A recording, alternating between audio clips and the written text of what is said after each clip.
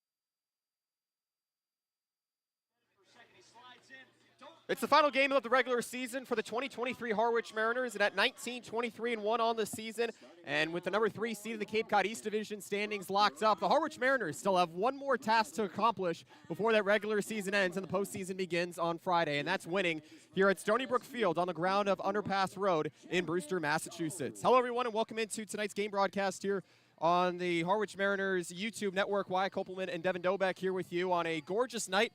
A picturesque night from Brewster as the Harwich Mariners set to face the Whitecaps for the final time on the regular season. Brewster at 4, Harwich at 3, and the teams now wait to see who they will face in the Cape Cod East playoffs. And Devin, you consider how much the Harwich Mariners have learned from being here in this ballpark this season. They took a 12-6 loss at one point, and then their last time here, they left a tying run at second and lost 4-3. Yeah, no, it's going to be a good Brewster Whitecaps team. They always compete with the Mariners. They've taken 3 of 5 from them so far this season, so the Mariners trying to make this an even matchup, and it should be a good one. Really looking forward to seeing how the Mariners come out and what's game 44 for them. Harwich with a galvanizing win last night, scoring the game-winning run against the Falmouth Commodores at 23-18-2 on a wild pitch, scoring Ethan Anderson. Ali Camarillo leading off, the rising junior at Texas A&M, set to face the left-handed starter in Ash Amerlin for Brewster, wearing its home white pinstripe uniforms. The first pitch on the way from the southpaw taken high. His first pitch dials in at 4:03 p.m. 74-degree afternoon here in Brewster. Sunny skies, winds blowing north at 6 miles per hour. Camarillo leading off here today. He's followed by Daniel Rivera on deck here. The 1-0 on the way. It's a cut and a miss as it's 1-1. So Ash Amerlin, the Miami Christian School graduate, and is currently getting his first start on the season here for the Whitecaps, a team facing the Mariners, looking to end a 5-game losing streak after losing to Chatham last night on the road. Lefty-righty battle here. The 1-1 just taken outside as it's 2-1. Amerlin going to the fastball early here. Harwich wearing its Road Navy uniforms with its red block lettering, white outlining across the chest, gray pants with blue lining down the sides, and red helmets here against the southpaw and Amerlin. Behind in the count, 2 balls, 1 strike. The pitch on the way. It's a slider cut on and missed, and it's a new count at 2-2. Just underway here in the top of the first from Stony Brook Field. Harwich and Brewster scoreless. Another beautiful night for baseball. We've really lucked out with the weather the last week and a half or so wide. It's just been gorgeous, and hopefully carries like this into the postseason. Amerlin working out of the stretch, a slanted stance in the middle of the rubber. Deals a 2-2, a cut and a miss that time. As Camarillo goes down on strikes, and the leadoff man is gone here for Harwich. We'll bring you the Brewster defensive alignment here today under Jamie Shevchik, the skipper for the Whitecaps, at 15-26-2, 4th place in the Cape Cod East Division standings. Left to right in the outfield, Brock Tibbetts, Michael Robertson, and Adarius Myers out of Louisiana Tech. From left to right in the infield, on the infield corners, Sebring and Ballergan. In the middle infield, Davis, Diaz, and Mason White. The shortstop and the second baseman, the catcher tonight for Amerlin, is Jared Jones out of LSU. So 1 away as Daniel Rivera watches it bounce in the dirt for ball number 1. Brewster and Harwich meeting for the final time here on the regular season after the Mariners took a 16-run victory, including 4 hits from Ethan Anderson, the first baseman and catcher out of Virginia. Had a dominant night. The Mariners had a hit out of everyone in their lineup. Daniel Rivera, meanwhile, had 2 walks in that matchup back at White House Field. The 1-0 on the way, a breaking ball missing high and outside, as it's 2 balls and no strikes here to the Southern New Hampshire transfer. And a funny story about Rivera and another one in the lineup here today, and Cam Carraher, a newcomer here for the Mariners. They combined for 84 stolen bases at Southern New Hampshire this past season. Carraher set to go to Boston College, Rivera off to Kansas State. There's a 2-ball pitch, a fastball zipping high above the letters. As it's 3 balls and no strikes after Ali Camarillo went down on strikes to lead off the first. No score between Brewster and Harwich as the Mariners are looking to get their first base runner here with 1 away. Amerlin, meanwhile, looking to retire 2 straight. 3-ball pitch, misses high and outside. A 4-pitch walk here. Amerlin has been very reliant on the fastball early here, and he's got some deep counts. He was able to get a 2-strike pitch past Camarillo as he works out of the stretch here. Yeah, and that's his go-to pitch, as it seems early on here. So if Harwich is able to catch up to it, they might be able to have a good night hitting the baseball. Their offense has been one of the streakiest in the league. 4 runs last night, before that 1, before that none, and then going back up to 7, and then 21. They've been all over the place, trying to really iron it out and become a little more consistent heading into the postseason. First pitch misses way high to Kevin Keister as Rivera trots into second here on the wild pitch with 1 away. Harwich, a team that has been quite dominant when scoring at least 6 runs this season. Ball No strikes here to Kevin Keister, the infielder out of Maryland here, had a game-tying through-run home run in that convincing victory against Yarmouth Dennis, a 7-6 victory. One away, runner on second. The pitch taken outside on a fastball as it's 1-1 here to the Smyrna, Delaware native. Harwich entering today at 19-23-1 on the season, looking for its first win here in Brewster. And it's got a great opportunity to do that after taking that 4-3 victory over Falmouth last night. Lost an early 2-run lead. Amerlin, the southpaw, looking back at second. The 1-1 home, outside on a fastball, 2-1. Harwich and Brewster, no score here in the top of the first here. Just one away here for the southpaw.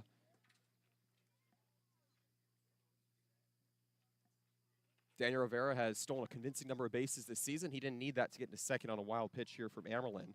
Rivera earning a 4-pitch walk as the game's first base runner. Elijah Lambros on deck. The 2-1 goes low as it goes to 3-1. That time a slider tried from Amerlin. Key for here will be just the Mariners to get those early runs on the board. They were scoreless of the game's first 3 innings last night. And through the series, just hitting under 290 as a team.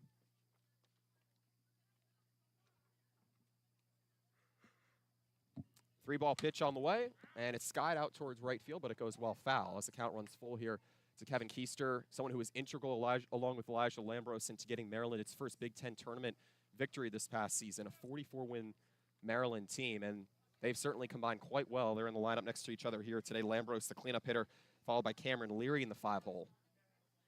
So still no score here from Brewster. The Mariners looking for their first hit after a one-out walk here from Daniel Rivera. It's a payoff pitch on the way here from the southpaw, Ash Amerlin. Here it comes. And it gets called looking on the inner half, a slider just below the belt as Amerlin has 2 strikeouts here in the first 3 he's faced. That one just a little too close for Kevin Keister. Haven't seen him in the heart of the order where he's hitting tonight in that 3 spot. We've seen him in the lower third, and we've seen him bat as high as leadoff or second, but yeah, just trying to get a little accustomed to the strike zone here, as all hitters do, and fortunately goes down looking this time. Well, the Mariners, alongside the Whitecaps, are in the bottom 4 of the Cape Cod Baseball League in RBIs, and the Mariners needed every run possible last night. First pitch to Lambros, taken high at the letters for strike number 1. Rivera on second after a wild pitch and a one-out walk as Harwich looks to get on the board first here in the top of the first. Still no score.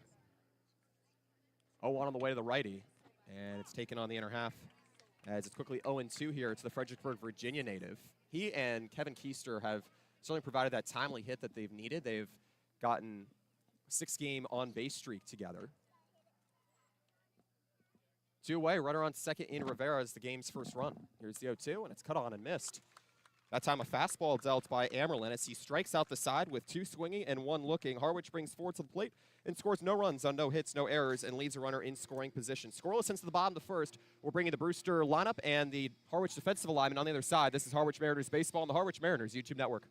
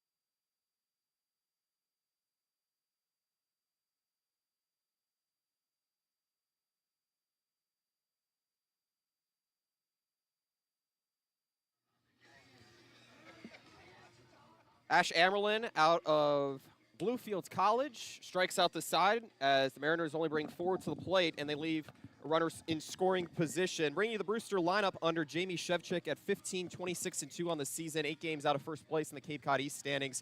as they are 8-12 here at Stony Brook Field. Leading off, the center fielder out of Florida, Michael Robertson. He wears 32. Davis Diaz, the shortstop, number 1 of Vanderbilt, bats second. Batting third, the second baseman of Arizona, number 39, Mason White. The cleanup hitter out of LSU, the catcher, number 51, Jared Jones. Batting fifth, Dimitri Diamond of Georgia Tech, the designated hitter. He's number 14. Batting sixth, the left fielder, number 45, Brock Tibbetts of Indiana. Batting seventh, Adarius Myers, the Louisiana Tech right fielder, number 5, Christopher Ballergen. He bats eighth. First pitch on the way here. It's the leadoff hitter, Michael Robertson, a changeup fit on the lower inside corner for strike number 1 here to Michael Robertson. And Jonas Sebring, the third baseman, he wears number 3. He bats ninth as Brewster comes up for the first time here in the game. 0-1 is sliced back behind home plate foul. It's quickly 0-2. The Mariners with a newcomer on the mound, the right-hander out of Stetson in Cole Stallings, a junior out of Lithia, Florida, graduated from Newsom High School. This past season at Stetson, went 2-2 in 17 games. Did not start, however. The 2-strike pitch on the way, and a slider misses low as it's 1-2 here. So the Florida left-handed hitter in Michael Robertson. Just underway here in the bottom of the first. Brewster and Harwich scoreless from Stony Brook Field. Hardly a cloud in the sky. Relatively breezy afternoon as well. 1-2. Just tap foul back behind home plate. That's another slider on the way from Stallings at 6'2", 220. Well, the Mariners this season have been trying to lower that ERA over the last 5 games, and you consider that they'll probably need a good 3 or 4 scoreless innings out of Stallings in order to have a chance to win at Brewster for the first time this year. The 1-2, rocketed high out towards left field, moving into his left, Caraher, and the Southern New Hampshire transfer makes the catch to his left as the first out is recorded here for Stallings in the first. I mean, granted, we've only seen one batter, but it looks like Stallings has kind of a confidence out there that we haven't seen from a Mariners starter in a little bit. I mean, he's got that swagger out in the mound. He's been able to hit his spots and get a big fly ball there for the out. See if he can continue that train of success. Setting the defensive alignment for Harwich at 19-23-1 on the season as Davis Diaz, the shortstop out of Vanderbilt, digs in.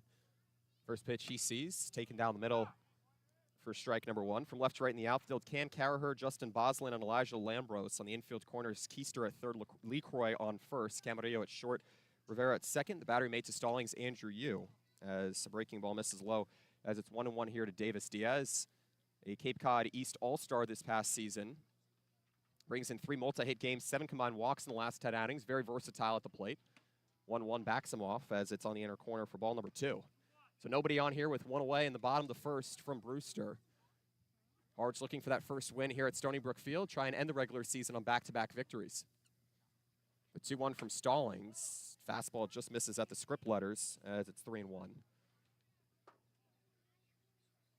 Stallings working out of the stretch here similar to Ash Amerlin out of Bluefield College. Stallings out of Stetson down in Florida. A 3-ball pitch. Driven out towards right center field. Boslin and the right fielder Lambros converting, and Boslin takes it himself just about 20 yards in front of the warning track as there are 2 up and 2 away for the right-hander of Stetson. Diaz just missed this one. Put a really good swing on it. Just unfortunately a little outside the barrel of the bat. Went off the end, and in that case just an easy fly out for the center fielder in Boslin. So the Mariners with a 4.45 ERA this season, and have gotten 2 flyouts here for Cole Stallings, making his debut here in the final game of the regular season. First pitch on the way to Mason White, and the Arizona product leaps off the box as it's ball number 1 here. So Ash Amerlin with a wild pitch to send Daniel Rivera into second after a 1-out walk back in the first, and Stallings just trying to keep the control as well here to Mason White, the freshman out of Arizona. Hit 266 with runners in scoring position. The base is empty here as the 1-0 misses high for ball number 2. 2 away here for Stallings and the Mariners. Scoreless with Brewster here in the bottom of the first from Stony Brook Field. Teams just met on Friday night. Harwich with a season-high 21 runs. 2-ball pitch just misses high as it's 3-0. And that's kind of a victory we talked about a little bit over the past couple of days, how that can fuel you mentally going into the postseason where you're already locked into the 3 seed and you're either facing Orleans or Yarmouth Dennis. Stallings ready out of the stretch still, a 3-ball pitch. Give me over fastball in the upper half as it's 3-1. 2 away here in the bottom of the first. Brewster looking for a 2-out rally here as the Mariners brought 4 to the plate in the top half of the opening frame. Still no hits for either side.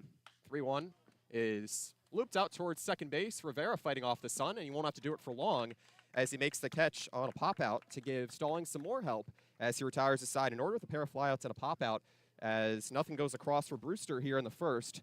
No score going to the second here from Stony Brook Field here on the Harwich Mariners YouTube network.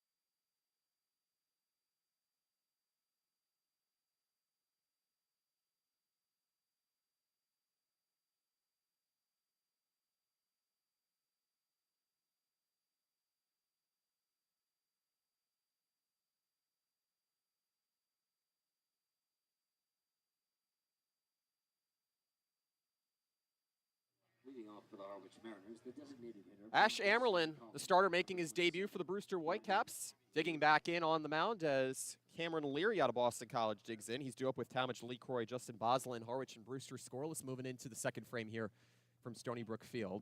Gorgeous afternoon for the final game of the 2023 Cape Cod Baseball League regular season, celebrating its 100th year. It's a lefty-on-lefty battle here. Leary up for the first time as he watched it inside just at the knees for ball number one. Harwich bringing four to the plate in the top half of the first, and Amerlin able to strike out the side. Cameron Leary coming in towards the end of the regular season here, looking to take advantage of a Brewster lineup that has a 7.5 ERA over its last 5 games, has not won any of those. And Brewster looking to close off the regular season strong as the 4 seed after losing 7-4 at Chatham last night. 1-0, a fastball zipping high as it goes to 2-0. Well, Mariners will have to avoid the strikeouts here tonight after they had 11 last night, dealt 11 rather, to the Commodores. Just underway here in the second, no score. 2-0 just goes high, backs Lambros, or Leary off the plate for that matter, 3-0. So Harwich striking out in the first after Ash Amerlin walked Daniel Rivera to get a 1-out base runner, and that went into scoring position. Nonetheless, Harwich was unable to get that first hit to drive him home. 3-ball pitch from the lefty Amerlin as it's taken high for a strike. The Orleans Firebirds and the Yarmouth Dennis Red Sox sets to square off at Eldridge Park at 6:30. That is going to be a key matchup to watch to decide top 2 seeds in the Cape Cod East standings. Maxiel and Evan True at the pitching matchup. 3-1, a cut and a miss that time on a high fastball. Count runs full here to Leary. Be pretty funny if the Anglers were to put a wrench in that whole East Division spot. I mean, they've been at the bottom, but, you know, they just smoked Harwich. They beat Brewster, and, you know, they're kind of putting together a little win streak. Yeah, and Yarmouth Dennis set to go to Wareham, so Orleans hosting Chatham and Yarmouth Dennis going out to Spillane Field. 3-2, and it pins Cameron Leary on the hip as that's the game's first hit batsman. Cameron Leary with the leadoff base runner here. For Yarmouth Dennis, it has Gage Williams, who has yet to pick up a win or loss on the season, set to face Brian Schaefer at 1-0 on the season over on the other side of Cape Cod, and Chatham and Orleans facing off at Eldridge Park. Harwich got walked off there 2 nights ago before returning home to beat Falmouth last night. So Cameron Leary reaching base here as the Mariners' second base runner of the game to set up Talmadge Lee Croy. Getting it started first base as opposed to third here today out of South Carolina. Ash Amerlin, meanwhile, working back out of the stretch here, still none away in the second, making his debut. Deals a fastball in the outer half for strike number 1. Cole Stallings out of Stetson, retiring the Whitecaps in order as Lee Croy looks to move the game's first runner into scoring position here. There's the 0-1 offering, a fastball missing high as the count evens up at 1-1. LeCroy seeing some starts since arriving from South Carolina, stands at 6'1", 210. Rising junior at South Carolina, a team that just went to the Super Regional after defeating a nationally ranked Campbell team this past season. 1-1, missing low on a slider as it's 2-1 here to LeCroy. Good stop by the catcher and Jared Jones. Defensive alignment here for the Whitecaps. Tibbetts, Robertson, and Myers from left to right in the outfield. Sebring on third. Ballergan on the infield corners. Diaz at short, White at second. And Jones, the catcher here, to Amerlin in his season debut. 2-1 on the way, and it misses low on a slider as it's 3-1. Well, the Mariners were scoreless for the first 3 innings last night. They needed a win over the Falmouth Commodores to even the season series. Got an excellent outing out of Jake Newman, the left-handed reliever out of Central Connecticut State. He has kept opponents to 1 earned run over 9 1/3 innings in his last 2 appearances. Runner on first and Leary, and the 3-1 is sliced to the right side fouls. The count runs full again. Merlin's been falling behind in a lot of counts. Yeah. Excuse me. We've seen him work it to 3 balls now, I think 3 or 4 times. And, yeah, it's going to get him out of the game early. Granted, making his debut, but Harwich continuing to have good at-bats and finding ways to get on base, whether it be a walk, a hit batsman. Everything's been working. Lefty on righty battle here, still none away in the top of the second as the fastball misses high. And it's a full count walk here to Talmadge LeCroy as he garners his 5th walk on the season, hitting .263. He's reached base nearly half the time he's been up, as that sets up Justin Boslin out of Northeastern. And what an opportunity here. Runners on first and second to break open the stalemate here in the second. Yeah, and with no outs, this is a situation you dream about. And now Justin Boslin, a guy who could really use some momentum to get going into the playoffs, just arrived here a few days ago, and he's held down a great center field, threw out a runner at the plate last night, but still trying to get the offense on a consistent level. Playing in his 3rd game here as the left-hander cuts and fouls it back into the screen for strike 1. The junior at 6'5", 205, tall left-handed hitter here. Rising junior at Northeastern, and is quite the threat to steal on the base pass should he reach. He was successful in all 14 of his stolen base attempts this past season at Northeastern. So runners on first and second here, still none away against Ash Amerlin as the fastball misses high and backs him off the plate. Count goes even at 1-1. So hit batsman in Leary. He's on second after the walk here to Talmadge LeCroy. As the Mariners and the Whitecaps are scoreless, still none gone here in the top of the second. Boslin looking for his first RBI on the season and a timely opportunity to do it here. 1-1 offering, fastball just missing the outer corner as it's 2-1. Breeze beginning to pick up here. It's blowing out to right field. Not sharply, but more softly as Boslin up for the first time here. He works with runners on first and second against the left-hander in Ash Amerlin.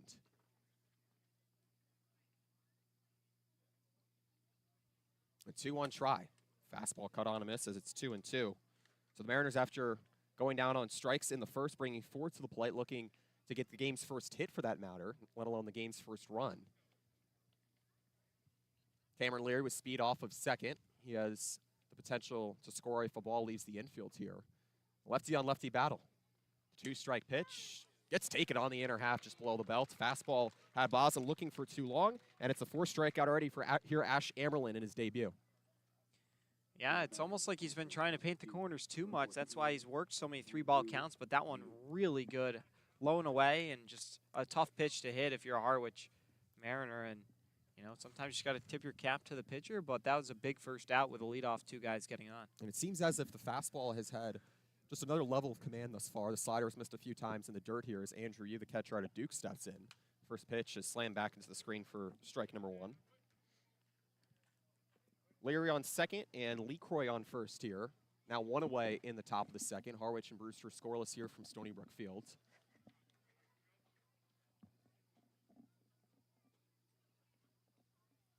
Catcher out of Nashville, Tennessee, rising junior at Duke. The pitch he sees low and inside. The throw down to third, not in time, as Cam Leary steals, and so does Talmadge LeCroy reading the pitch that time. Runners in scoring position here as Ash Amerlin continues to work out of the stretch.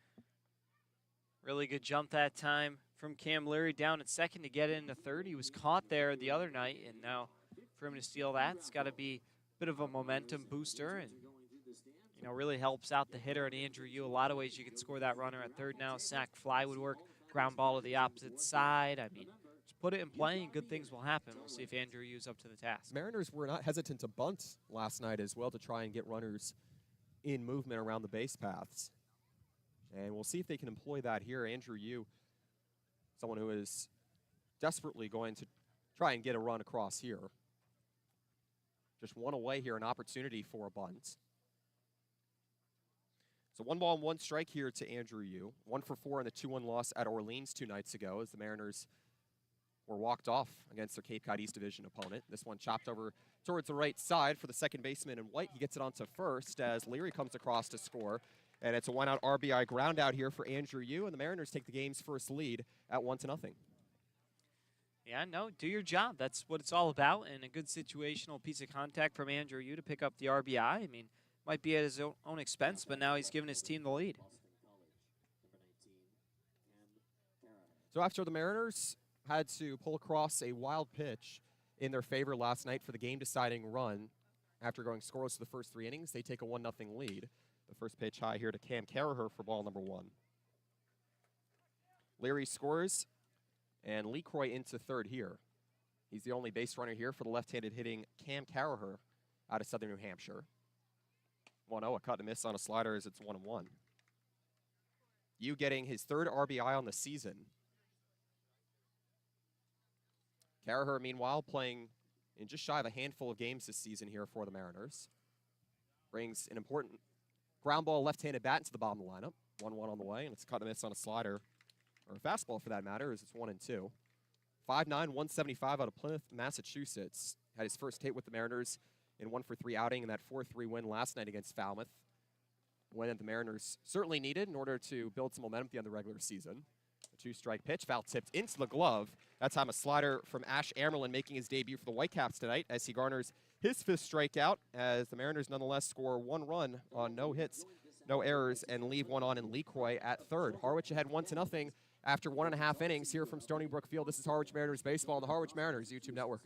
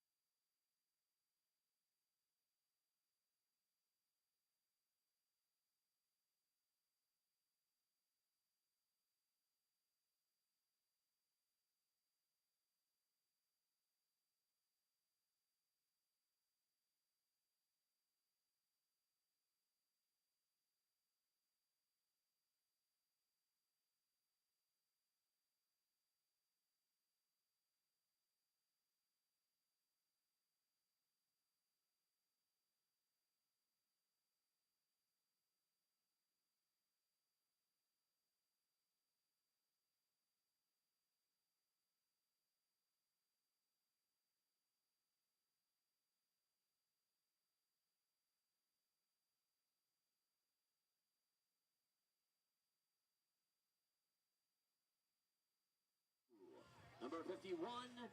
Middle of the order due up with Brewster behind Harwich 1-0 after a 1-out RBI ground out from Andrew Yu in the top of the second. Cole Stallings, the Stetson starter, making his debut here for the Mariners tonight as he's set to face Jared Jones, Dimitri Diamond, and Brock Tibbetts in the middle of the order after getting 2 flyouts and a pop-out in the bottom of the first.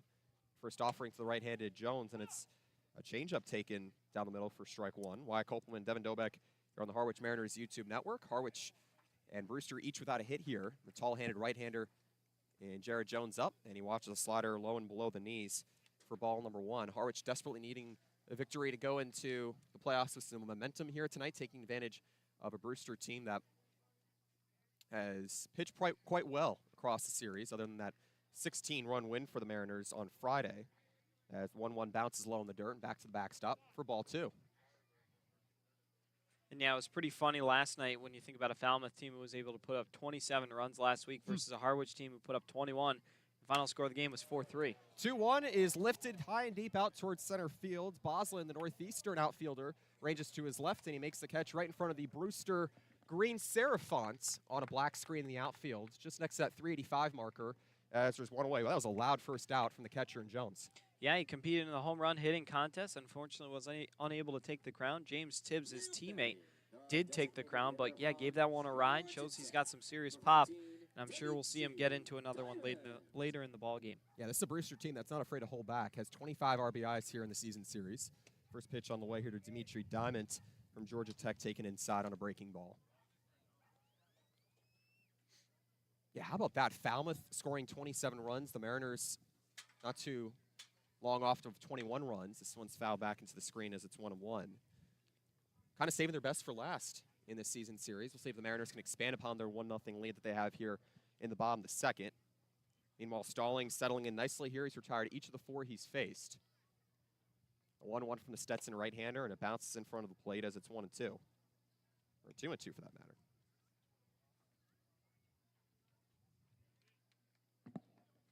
So 2 balls and 1 strike here as Stallings looks to battle back in the count with 1 away and nobody on.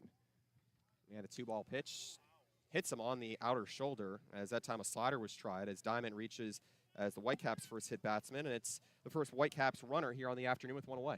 Yeah, he just stood in there and took it like a champ. No attempt to move out of the way at all, and sometimes you're able to do that for your team. Really good job that time by Dimitri to be able to just let that one run into him, and now you're on ahead of an all-star and one of your best players in Brock Tibbetts. So an already important spot here for the Indiana first baseman. First pitch taken low on a slider for ball 1. Harwich ahead 1-0 here with 1 away in the bottom of the second. Brewster needs runs and needs them early here. Second fewest RBIs in the league as the pickoff attempt is unsuccessful back at first. Tibbetts hitting .288 on the season, 6'4", 225 out of Indiana. He was 0 for 3 last night in a 7-4 loss at Chatham. So Chatham playing arguably the best baseball towards the end of the regular season. 1-0, sky to the right side as running over Lee Coy, the first baseman, and he'll run out of room as it bounces behind the Harwich dugout. So it's 1-1 here to Tibbetts wearing 45 in black on a white pinstripe jersey. Stallings retiring the first 4 that he faced, and he's gotten it all from the help of his infield and outfield. Looking for his first strikeout here, and he's even in the count 1-1 in a righty-righty battle. Throw back over at first, once again a little bit late, diving in Dimitri Diamond out of Georgia Tech. Tibbetts, meanwhile, with 3 multi-hit games in his last 10 outings. 1-1 from Stallings, a fastball missing inside. Now 2 balls and 1 strike here with 1 away and 1 on. Harwich ahead 1-0, no hits for either side here at Stony Brook Field. Harwich and Brewster facing off for the final time here in the regular season. A 2-1 offering, a breaking ball tapped to the left side and into the Whitecaps dugout. Count goes 2-2. A little quiet towards the end of the season here for Brock Tibbetts. After hitting .357, hitting safely in 45 games at Indiana this past season in the Big Ten. 25 multi-hit games. Trying for his first hit here. 2-2. Half swing, and it's looped back behind home plate, and we'll do it again. So Cole Stallings going relatively deep in some counts. He dealt 3 ball pitches to Davis Diaz and Mason White before setting the side down in order in Brewster back in the first. Harwich getting ahead 1-0 on an RBI ground out here from Andrew Yu, the catcher out of Duke. Stallings looking for his first strikeout here. The 2-strike pitch, a fastball goes way high and inside a little chin music as count runs full here to Tibbetts. So both starting pitchers here making their debuts for their respective teams, and Harwich and Brewster having a little bit of trouble in trying to just get quick outs here. But Brewster, like I said, needs runs early with 173 RBIs on the season. Payoff pitch, it's a cut and a miss, and it's a bounce in the dirt. As it's a strikeout here for Cole Stallings making his debut, and it's the first strikeout here with 2 away in the second. And this just a nasty pitch with some serious bite. Definitely ball 4 for Brock Tibbetts, but pulled the string on it right as it was about to enter the batter's box, and it just snapped right down in the dirt and was able to catch Tibbetts fishing. Really good put-away pitch. 2 away here for Darius Myers, the right fielder, batting the 7th hole here. First pitch on the way. Breaking ball just misses inside. No hits for either side here. The Whitecaps and the Mariners certainly had an exciting battle last time they met on Friday night at White House Field. The one on the way to Myers of Louisiana Tech, taken inside and high as it's 2-0. Redshirt junior out of Seminary, Mississippi. First team All-State honoree in his final 2 years at Seminary High School down in Mississippi. Hit 265 this past season for Louisiana Tech. A righty-righty battle here. Fastball taken high. 3 balls, no strikes here with Harwich ahead 1-0 after the RBI ground out in the top of the second. Harwich has yet to win here at Brewster. Lost 4-3 last time with the game-tying run at second in the 9th inning. 2 away, 1 on. 3-0, a changeup taken on the outer corners. It's 3-1, a nice bounce-back pitch from Cole Stallings out of Stetson. Throw back over at first, unsuccessful. Dimitri Diamonds, the one-out base runner here after reaching out a hit batsman. So 1 run on no hits here for the Mariners, no runs on no hits for the Whitecaps. Cole Stallings trying to keep it that way, just 1 out away from getting out of the second. 3-1, shot deep out towards left field. It's slicing towards the left field fence as Kerher, the Boston College product, camps under and makes the catch running to his right at the track. And he gives Cole Stallings even more help to close out the second as Brewster brings forward to the plate, scores no runs on no hits, no errors, and leaves 1 on in the 1-out base runner in Dimitri Diamonds. Harwich still ahead 1-0 going into the third here from Stony Brook Field. This is Harwich Mariners Baseball on the Harwich Mariners YouTube network.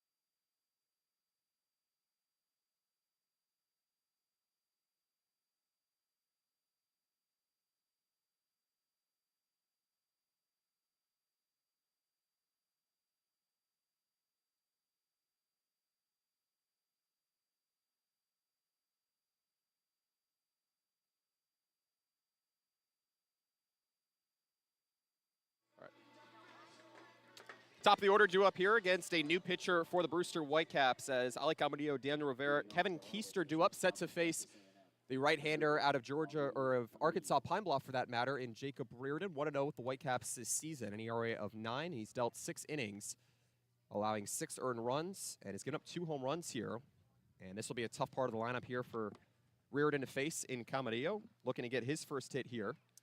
First pitch on the way to the Texas A&M product, a fastball check swing, and he held it high for ball number 1. The final line on Ash Amerlin out of Alabama. He dealt 2 innings, gave up 1 earned run, no hits, 1 walk, and 5 strikeouts as the 1-0 is looped back behind home plate, foul. Out of Bluefields, Ash Amerlin making his debut here for the Whitecaps here tonight. Early start here in Brewster as Camarillo is even at the count 1-1. Harwich ahead 1-0 entering the third inning here on an RBI groundout. 1-1 is taken high at the letters. Counts 2-1 here to the Chula Vista, California native.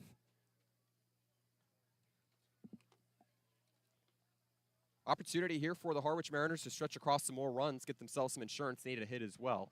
2-1 just taken low on a slider as it's 2-2 here to Camarillo. Just watch that a little low that time. He has 5 doubles and 2 home runs on the season. Actually pushed his hitting streak to 4 games with his second home run of the season and that 2-1 home loss, or road loss at Orleans for that matter. 2-2 a slider just missing inside. That was a tough pitch to take as the count runs full here. He took Ash Amerlin, the starter for Brewster, to 2 balls and 2 strikes before striking out swinging in the first. As he's the first batter here in the third here for the Mariners, leading 1-0 over the Whitecaps. Payoff pitch here from Reardon, and it's just outside. He tried a slider again here to Camarillo, and the tall right-hander able to work a leadoff walk here, and the Mariners have the base runner that they need here in the third, as that forces Reardon out of the stretch. That for sure looked like it could have been strike 3 from our point of view, Wyatt. I mean, a really good breaking ball in the outer part of the plate, and if you're Camarillo, really good pitch recognition to be able to understand that that pitch is going to move off the plate and not on the outer middle away part. Nice job there to get aboard. First offering here to Daniel Rivera, taken inside for ball 1. Leadoff runner here in Camarillo with the Mariners ahead 1-0 over the Whitecaps. The final line, Ash Amerlin, the starter for Brewster. 2 innings, he dealt 5 strikeouts as he struck out the side in the first. Gave up only 1 earned run on an RBI groundout from Andrew Yu as the Mariners look to extend their early lead here. Rivera reaching on a 1-out walk back in the first. 1-ball pitch, taking a fastball high at the letters as it's 1-1 here for the Southern New Hampshire transfer in Rivera. Set to go to Kansas State. Had 2 hits with an RBI bunt single, his 4th multi-hit outing last night. Throw back over to first. Camarillo dives in before that. Definitely got to keep an eye on him over there at first. Loves to take off. Isn't the most successful. Leads the team in being caught stealing 4 times, but he does like to run. No outs here in the top of the third. Harwich ahead 1-0 with a runner on here against the first reliever for Brewster in Jacob Reardon. Now the 1-1 offering. Just missing outside. Counts 2-1 here to Rivera. Rising senior at Kansas State. Has 8 hits, 8 walks, and 4 RBIs in his last 10 games. Meanwhile, Camarillo very much adamant on trying to steal and get an advantage on right-handers. Has 4 stolen bases on the season here. The 2-1 from the right-hander Reardon is smashed back behind home plate as the count goes even at 2-2. Ashley Amerlin certainly fell behind in a lot of counts. He's able to battle back, especially in that first inning in which he got 2 swing strikeouts and 1 looking. And Jacob Reardon trying to get quick outs here, keep the Mariners quiet here in the third as the Whitecaps trail 1-0. Team's final meeting on the regular season. 2-strike offering, a slider cut on and missed as Rivera goes down on strikes for the first time here today, as there's 1 away here in the third. Feels like just about everything's been a strikeout or a walk to this point. No one really putting the ball in play too much. That's the 6th strikeout for Harwich with 7 outs. And I mean, they've had 3 free tickets aboard, actually 4 make it. A pair of walks, hit batsman, and then another walk here in the inning. Now the Mariners turn over to Kevin Keister, but before that, I'll check back over at first as Camarillo dives in safely. Keister struck out looking back in the first, but still relatively fresh off of that 3-run home run as Mariners had that 7-6 come from behind victory at Yarmouth Dennis. 5 runs in that 8th inning. Ball taken low and inside as the throw down to second. Camarillo takes off, and he's in time. So Ollie Camarillo starting to rack up stolen bases towards the end of the season, and there's a runner in scoring position here against Reardon. Yeah, he just got a really good jump and a really good throw from Jared Jones. It was actually right where you'd want it to apply the tag and just showed how close the play actually was, even though Ali seemed to really be there in time. 5th stolen base on the season. 1-0 on the way. A fastball misses high and inside. 2 balls and no strikes here to the Maryland product and Kevin Keister. Harwich ahead 1-0 after an RBI groundout in the 2nd inning. No hits for either side here. Keister looking to change that here. He's heading the count. The 2-0 offering tapped back behind home plate as it's 2-1. So 1 away here in the top of the third. Harwich looking to extend its lead with the runner in scoring position. Ali Camarillo, Elijah Lambros on deck here. Harwich brought 5 to the plate in the 2nd, and it's brought 3 here thus far in the 3rd. Righty-righty battle here. Reardon Deals a 2-1, a slider on the upper half as it's 2-2. Important games across the Cape Cod East Division standings here today to decide top seed going into the playoffs. Chatham set to go to Orleans at 6:30. That one yet to get underway just about 2 hours from now. So runner in scoring position in Camarillo, the 2-2 home, and it's a cut and miss on a fastball as Keister strikes out for the second time here, and there are 2 away for Jacob Brereton after giving up a leadoff walk. Yeah, not a whole lot of contact. I just said it a few minutes ago, but everybody really struggling with their approach against the Whitecaps. Throwing hard, you got to tip your cap once in a while, but still held hitless here almost through 3 innings. A Whitecaps team that has capitalized off of strikeouts through 5 games of the season series in which it owned 3 wins. 40 strikeouts entering tonight for Brewster as Harwich looks to work around that with 2 away and Elijah Lambros to clean up hitter up. Camarillo dancing off of second. First pitch, a slider missing low and away as it's 1-0. Brewster has given up 13 doubles in 3 home runs. One of them was a 2-run bomb to Terry Obi in the first time the Mariners were here. 12-6 loss, however, for the Mariners. 1-0 on the way, a slider taking the lower inside corner as it's 1-1. What a win for the Mariners this would be if they're able to stretch their 1-0 lead that they have here with 2 outs in the top of the 3rd. Mariners got to keep putting the ball in play. No hits for either side here. Camarillo on second. Reardon out of the stretch on the first base side. The 1-1, a slider just flying outside. It's 2-1. It's the tight strike zone. The umpiring crew here for today, balls and strikes. Joe Gravina behind home plate. Ryan Damari at third, and Charles Campbell is at first. What does Reardon go to here? Does he go with another slider, or does he go to a fastball?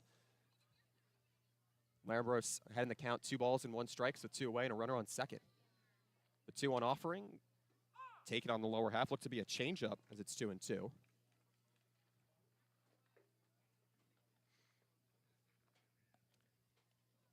Mariners got some 1-out momentum back in the second, a 4-3 RBI ground out from Andrew Yu. And they make it alive with 2 outs here as the Whitecaps here in this season series with a 6.07 ERA through 43 innings. Harwich with its convincing 21-5 victory as the 2 teams met at White House Field on Friday night. And a 2-strike pitch, a slider just outside. Reardon doing a good job of getting after the corners here, but just not getting enough benefit of the doubt from Joe Gravina behind home is 3-2.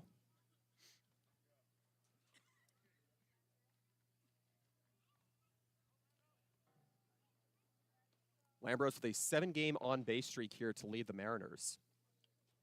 Big opportunity here with Camarillo on second and a 1-0 lead. Payoff pitch, sails high on a slider as there are runners on first and second here. So Camarillo earned a leadoff walk. It's a 2-out walk here for Elijah Lambros as that draws in Cameron Leary, another prime spot here for the outfielder Boston College. That's now the 4th walk issued of the ball game already by the Brewster Whitecaps. And yeah, my theory is holding to be true. Pair walks in the inning, pair of strikeouts. Not too much putting the ball in play. Pitcher's nightmare when your count keeps going up and you're letting runners on. We'll see if he can get out of the jam. Quick outs have not been within immediate reach here. First pitch missing low on a slider for ball number 1 to Leary. Reaches a hit batsman back in the second as he came across the score on the 4-3 ground out from Andrew Yu. So Camarillo on second, Lambros on first here, the middle of the order coming up here against the right-handed reliever in Jacob Reardon. Out of the stretch here, a tall release, and it's a foul tip into the glove as it's 1-1. Mariners 1, Whitecaps nothing here. Still on the top of the 3rd. Lambros on first and Camarillo on second. Harwich looking to put together a 2-out rally. Meanwhile, Reardon looking to strike out the side as Amerlin did in the first. A 1-1 try, and it's spiked back behind home plate as it's 1-2. Leary, the Bethpage, New York native, scored a run, earned 2 walks in the 4-3 victory against Falmouth last night after the Mariners' 2-run lead in the middle frames vanished. Wild pitch scored Ethan Anderson, and that was what decided the game as Scott Ellis earned his first win on the season after picking up a save against Yarmouth Dennis on the road.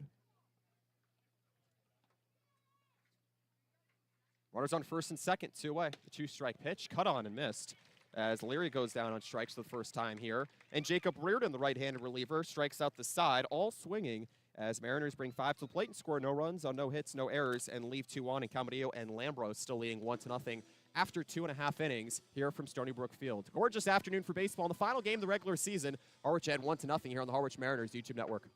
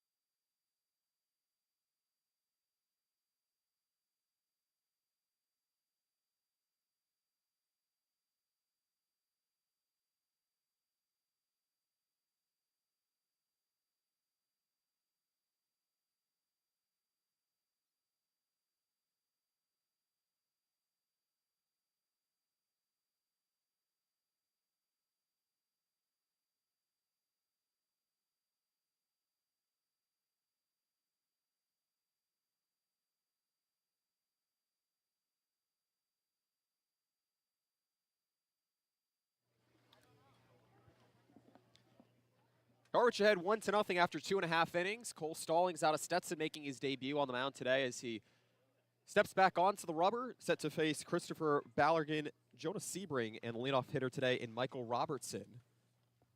Allowed just 1 base runner thus far. First offering, a fastball missing high above the letters for ball number 1 here. First baseman out of Holy Cross, Staten Island, New York native, hit .307, 10 doubles, 1 triple, and a home run at Holy Cross as the 1-0 sails inside as it's 2-0 here to Ballergan. Competed in high school at Xavier and up in Brooklyn, New York for 3 years. Hit .359 with 36 RBIs. A lot of trips across the Verrazano Bridge in New York. 2-0 just taken inside as it's 3-0. It's a pretty lengthy commute. I mean, the Verrazano Bridge, it's not a small bridge. As the Mariners lead 1-0 just underway here in the bottom of the 3rd. An RBI ground out from Andrew Yu getting the Mariners on the board first in the 2nd. And 3-ball pitch from Stallings taken at the knees as it's 3 balls and 1 strike now. Harwich has lost each of its matchups here at Stony Brook Field against the Whitecaps. A 4-3 and a 12-6 decision each time. 3-1 a cut and a miss as he went around on a low slider as it's 3-2. Yeah, he definitely didn't want to. He tried to hold up, but he'd already almost finished his follow-through. Uncomfortable looking swing this time. Now he'll have to protect. We'll see if Stallings can work all the way back. Home plate umpire and Joe Gravina calls for time as Ballergan resets in the right-handed box. Brewster getting a 1-out base runner back in the 2nd. 3-2, a cut and a miss. A low slider here from Cole Stallings. He pick up his 2nd strikeout here to start the 3rd as there's 1 away. Beautiful pitch that time, and really good tenacity shown from Stallings there to work back from being down 3-0 in the count, finding his spots and hitting them. He's got everything working out there. Now just got to find a way to keep that pitch count as low as possible. Harwich already striking out 8 times in the game, and Cole Stallings, meanwhile, giving the lineup a chance as he's retired 7 of the first 8 he's faced after dealing 37 strikeouts at Stetson. First pitch on the way to Jonas Sebring, taken on the lower half for strike number 1. Sebring sticking around with the Whitecaps for the end of the 2nd half of the season. Meanwhile, Stallings already pitched for the Orleans Firebirds last season, a season-high 3 innings on June 13th of last year at Hyannis. And the 0-1, and it's off the plate on a slider. Bounced back into the screen as it's 1-1. Sebring, meanwhile, hit .322 in 32 games, started in 27 of those for a successful first season at UC Santa Barbara. Nobody on here with 1 away. And the 1-1 offering just misses outside on a fastball, 2-1. Definitely a smaller zone, but yeah, it's worked out. I mean, we've had a plethora of strikeouts, hitters just really struggling no matter where the pitch is thus far. Harwich had 1-0 with one away. The 2-1, a slider missing a little away as it's 3-1. Stallings retired the side in order in the first, faced only 4 back in the second. Meanwhile, the Mariners in that inning looked to an RBI ground out from Andrew Yu, the junior catcher out of Duke. Stallings looking to battle back here. 3-1, slider missing low, as it's a 5-pitch walk here, as Sebring in his first time up earns that 1-out walk. And the Mariners now have Stallings working out of the stretch here in the bottom of the third. And that's not the guy you want to walk. The 9-hitter, always not good if you can get a speedy guy down on the base paths with your leadoff man coming up. I mean, Harwich going to have to find a way to keep Sebring in check over at first base while trying to record a couple outs. It's going to be a tough task, but here we go. And Brewster, a team very keen on earning walks, second most in the league behind Wareham. The first pitch to Michael Robertson, slider missing low at the shoe tops for ball number 1. Harwich ahead 1-0 with 1 down here in the bottom of the third from Stony Brook Fields. The wind blowing softly out to right field. Harwich coming off of a 4-3 win at Falmouth, against Falmouth last night. 1-0 a cut and a miss as it's 1-1. That's what the Mariners have looked to for Daniel Rivera. He's been able to earn walks most of the time in the 9 spot this season. Last night, however, he led off.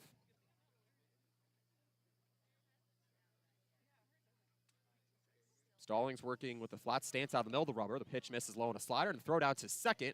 And it's just a little bit late as Ali Camarillo came over to cover the bag. And a runner in scoring position. Brewster gets its first here against the right-handed Stallings out of Stetson. And yeah, that's got to be your biggest fear. You weren't looking for that to happen. And unfortunately, Sebring put in motion. Now that's a tying run in scoring position. Find a way to pitch to the hitter now. So an inning ground ball double play opportunity out of reach here for Stallings. 47th stolen base for Brewster. The 2-1 offering, a fastball missing high and outside as it's 3 balls and 1 strike here. The leadoff hitter in Michael Robertson.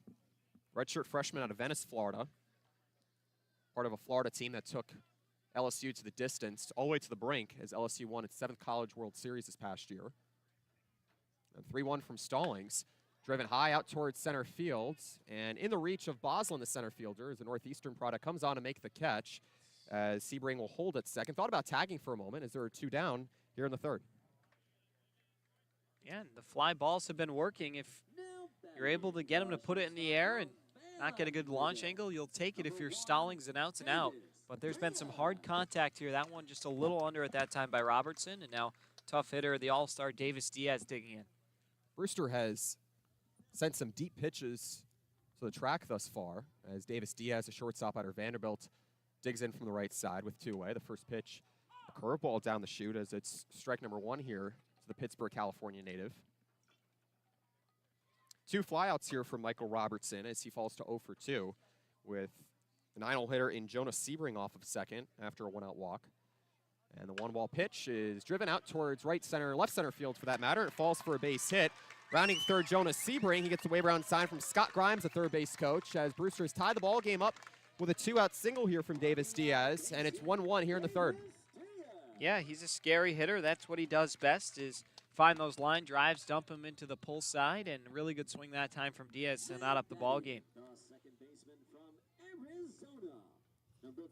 So after the Mariners get an RBI ground out from Andrew Yu with 1 out in the second, they see that lead evaporate here as Steve Englert, the 20th year skipper for the Mariners, steps out of the first base dugout to have a word with Stallings, and he gives the sign for a pitching change here with 2 down here in the bottom of the third. An RBI base hit from Davis Diaz. He moves to 1 for 2, and he collects his 16th RBI on the season as the afternoon comes to an end here for the right-hander out of Stetson in Cole Stallings. 1-1 between Harwich and Brewster in their final regular season battle on the season here from Stony Brook Field. This is Harwich Mariners Baseball on the Harwich Mariners YouTube Network.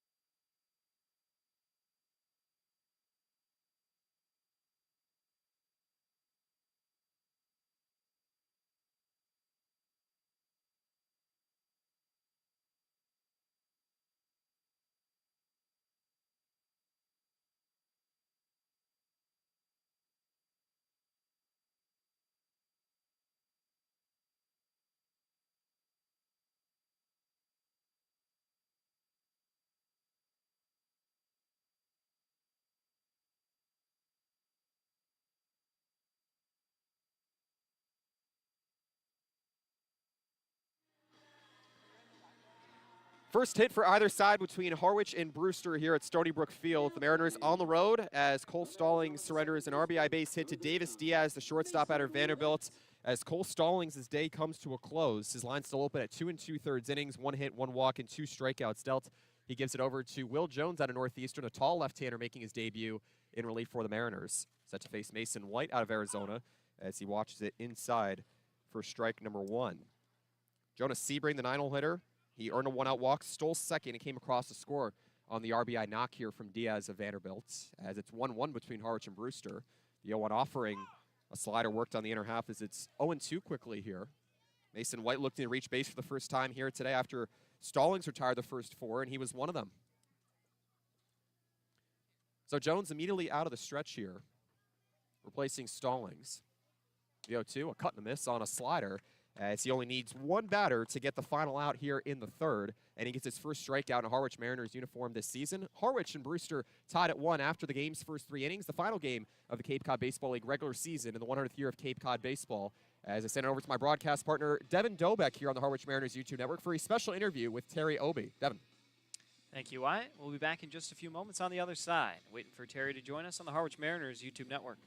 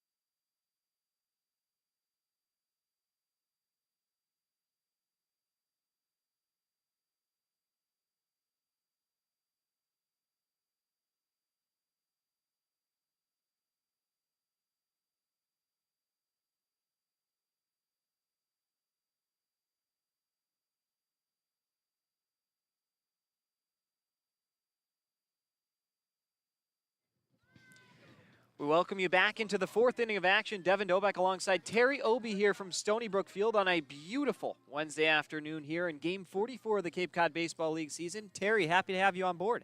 Thanks for having me. This is incredible. I mean, opportunity to be out here and see this wonderful baseball. I mean, this is something that you dream of for a long time, to be out here in Cape Cod. This Cape Cod League is unbelievable. Yeah, no, it's been a pleasure, especially your son, Devin Obi's had a great campaign here in the summer, an all-star here in 2023.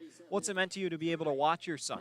You know what, really, to come out here, what he went through and be able to maintain and make plays and do things like that, it's just exciting for a dad and a parent just to see your kid out there. I mean, it's just a wonderful thing.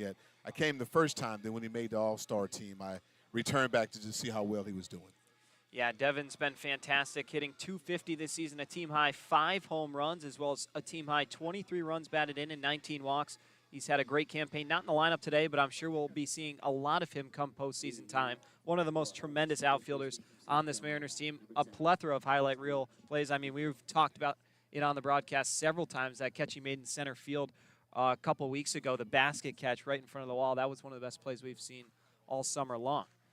Yeah, of course, I work on it all the time. I mean, I taught him when he was young how to make that basket catch, But no, for real, I mean, sometimes, since a little kid, he was always out there playing and making things happen. So I'm just excited that he's playing well, and I continue to watch him. Just to be a fan is great. Yeah, and a little more than a fan. You're an athlete, maybe still an athlete, whatever tense you want to use with that. But you had some hands of your own. You played wide receiver in the NFL for a few years, went to Oregon, did a little bit there, and now it's got to be pretty cool to see not only Devin grow up and be a great athlete, but, kind of see how that trickled down from you. Exactly. NFL, not for long. You got to have some other things that you can do, but playing there and had the opportunity to play for so many years, 9 years, and but to come out here and see all these other athletes makes a huge difference. I mean, to see these players up close and these nice fields, the nostalgia back in baseball, because baseball was my first love before I even played football. 1-2 pitch to Talmadge. Lecroy is going to be lifted out into the gap in right center field. Ranging over to his left is Robertson, and he's got it. It's 1 up, 1 down here in the fourth. And, yeah, just kind of continuing on how, you had your Oregon journey and then a kind of a brief NFL journey, as you put it. But all that time in the sports industry, and you've fallen in love with it. Now you're broadcasting at Western Kentucky, working with their football program. What has just kept you so tied into the industry? What kept me in the industry, I'm also a professor at Western Kentucky University, so it's just been all my life, though. I mean, watching sports, competitiveness, it just keep you around the game. And then also talking about the game makes, gets excited about everything that's going on. But to be out here, and I always want to play baseball. And to see this and to see my son doing it just gives me the opportunity to relive things as a young kid that I would enjoy doing. Yeah, and it's got to be tremendous to see the success he's had. It's a ball and a strike to Justin Bosland, who's 0 for 1 on the day with a strikeout. I mean, yeah, he's just really ripped it up and, didn't get to play as much as he would have liked at Duke in his first year, only 37 games, and then hit .236 this season. He's having his best collegiate year, per se, this summer with the Harwich Mariners, and got to be pretty cool with the wooden bat to see how he's transitioned so well, and probably going to be a draft prospect next year. Just a real thing to see him to come up in the summer to do that with the wood bat. It makes a huge difference. But what I like too today, there's 2 kids. That's amazing. There's another kid on Brewster team, Patrick Forbes. I coached in the Little League. They were in the Little League World Series also with Devin Obi and a lot of other kids that I got a chance to see. But so with coaching them, I'm just so elated that both of those kids, and then also we have Andrew Yu, that's from Innsworth, and then we have Drew Byers from Innsworth. It's just amazing to see those kids grow up, and I'm still around it, and I get a chance to see them. Yeah, you beat me right to my next point. 3 kids from Innsworth High School that went from, of course, you're a native of Nashville, or at least Devin is. I'm not. You grew up in California, Yes. but it's got to be pretty cool to see that tight-knit group. Now not only Devin and Andrew playing summer ball together, as that one's lifted out into right field. Coming in is Myers, and it's actually going to be down for a base hit, a single for Boslin with 1 away, and there's a runner on. But back to my point, you had Devin and Andrew playing ball together at Duke, and now they come here this summer, and Drew Byers is added to the roster late. 3 guys from Innsworth High School. What does that mean to the community just to see those athletes really progressing at one of the highest levels in collegiate summer ball? I mean, that's big time. I don't know if in the history, it'll be interesting to see if this ever happened again, but it's really good to see those guys come from one area. They go to different places. They all played in ACC, they're in college, and they end up playing here baseball. So, and right now, Andrew Yu is up to bat, and I'm excited about what he's going to do. He's starting to widen up a little bit, and he's got a good, really good stance, and I'm expecting him. He's really good at taking that ball to right field. He had a slow start to the season, was hitting right around the 100 mark as he fouls that one off. In motion was Boslin, but ever since then, he's been a pretty good hit-a-game guy. Has the only RBI here tonight to keep the score even at 1-1, and yeah, he's starting to really pick it up and complement Brian Arndt's abilities behind the plate really well. Yeah, his nickname back at Duke is the unit, because he's always consistent to get things happen. He makes things happen and make plays happen, and I'm looking for him to make something happen again. He's really good at taking that ball to opposite field.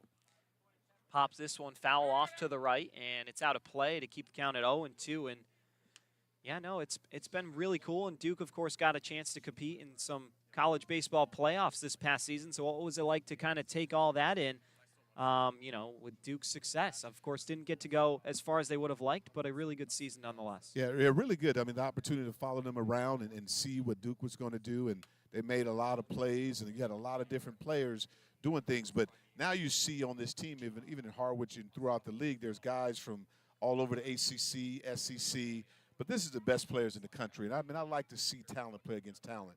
And for fans to be out here in the Cape is unreal to see it. I come every day to see the opportunity to see athletes compete and make plays. And this field, and you're playing on high school fields, but you got some of the best talents in the country. Yeah, and I've seen you've been a friendly face almost since Devin arrived back in the second or third week of June. And yeah, it's got to be pretty cool from a parenting standpoint. I mean, you're at the ballpark an hour early every time you go to the game, it seems like, talking to the coaches, mingling. You really have fully embraced this opportunity that your son has. Exactly. I know my son is playing, but I'm enjoying it more than he is. I'm enjoying that opportunity to do that. See, and then also Devin played with a lot of kids like Diaz at shortstop, I've seen these guys grow up and play all over. I mean, you see all these guys on both sides of the field making plays, and you see that throughout the chance. But to me, coaching for 15 years, when I see good athletes, I just love to see good athletes movement and making things happen. So it's a really joy to see people. Absolutely, and it's got to mean the world to you. That's a 4-6-3 to end the top of the fourth inning. We'll be back with Terry Obi for the bottom of the fourth inning in just a few moments. We're stepping aside here, 1-1 our score on the Harwich Mariners YouTube network.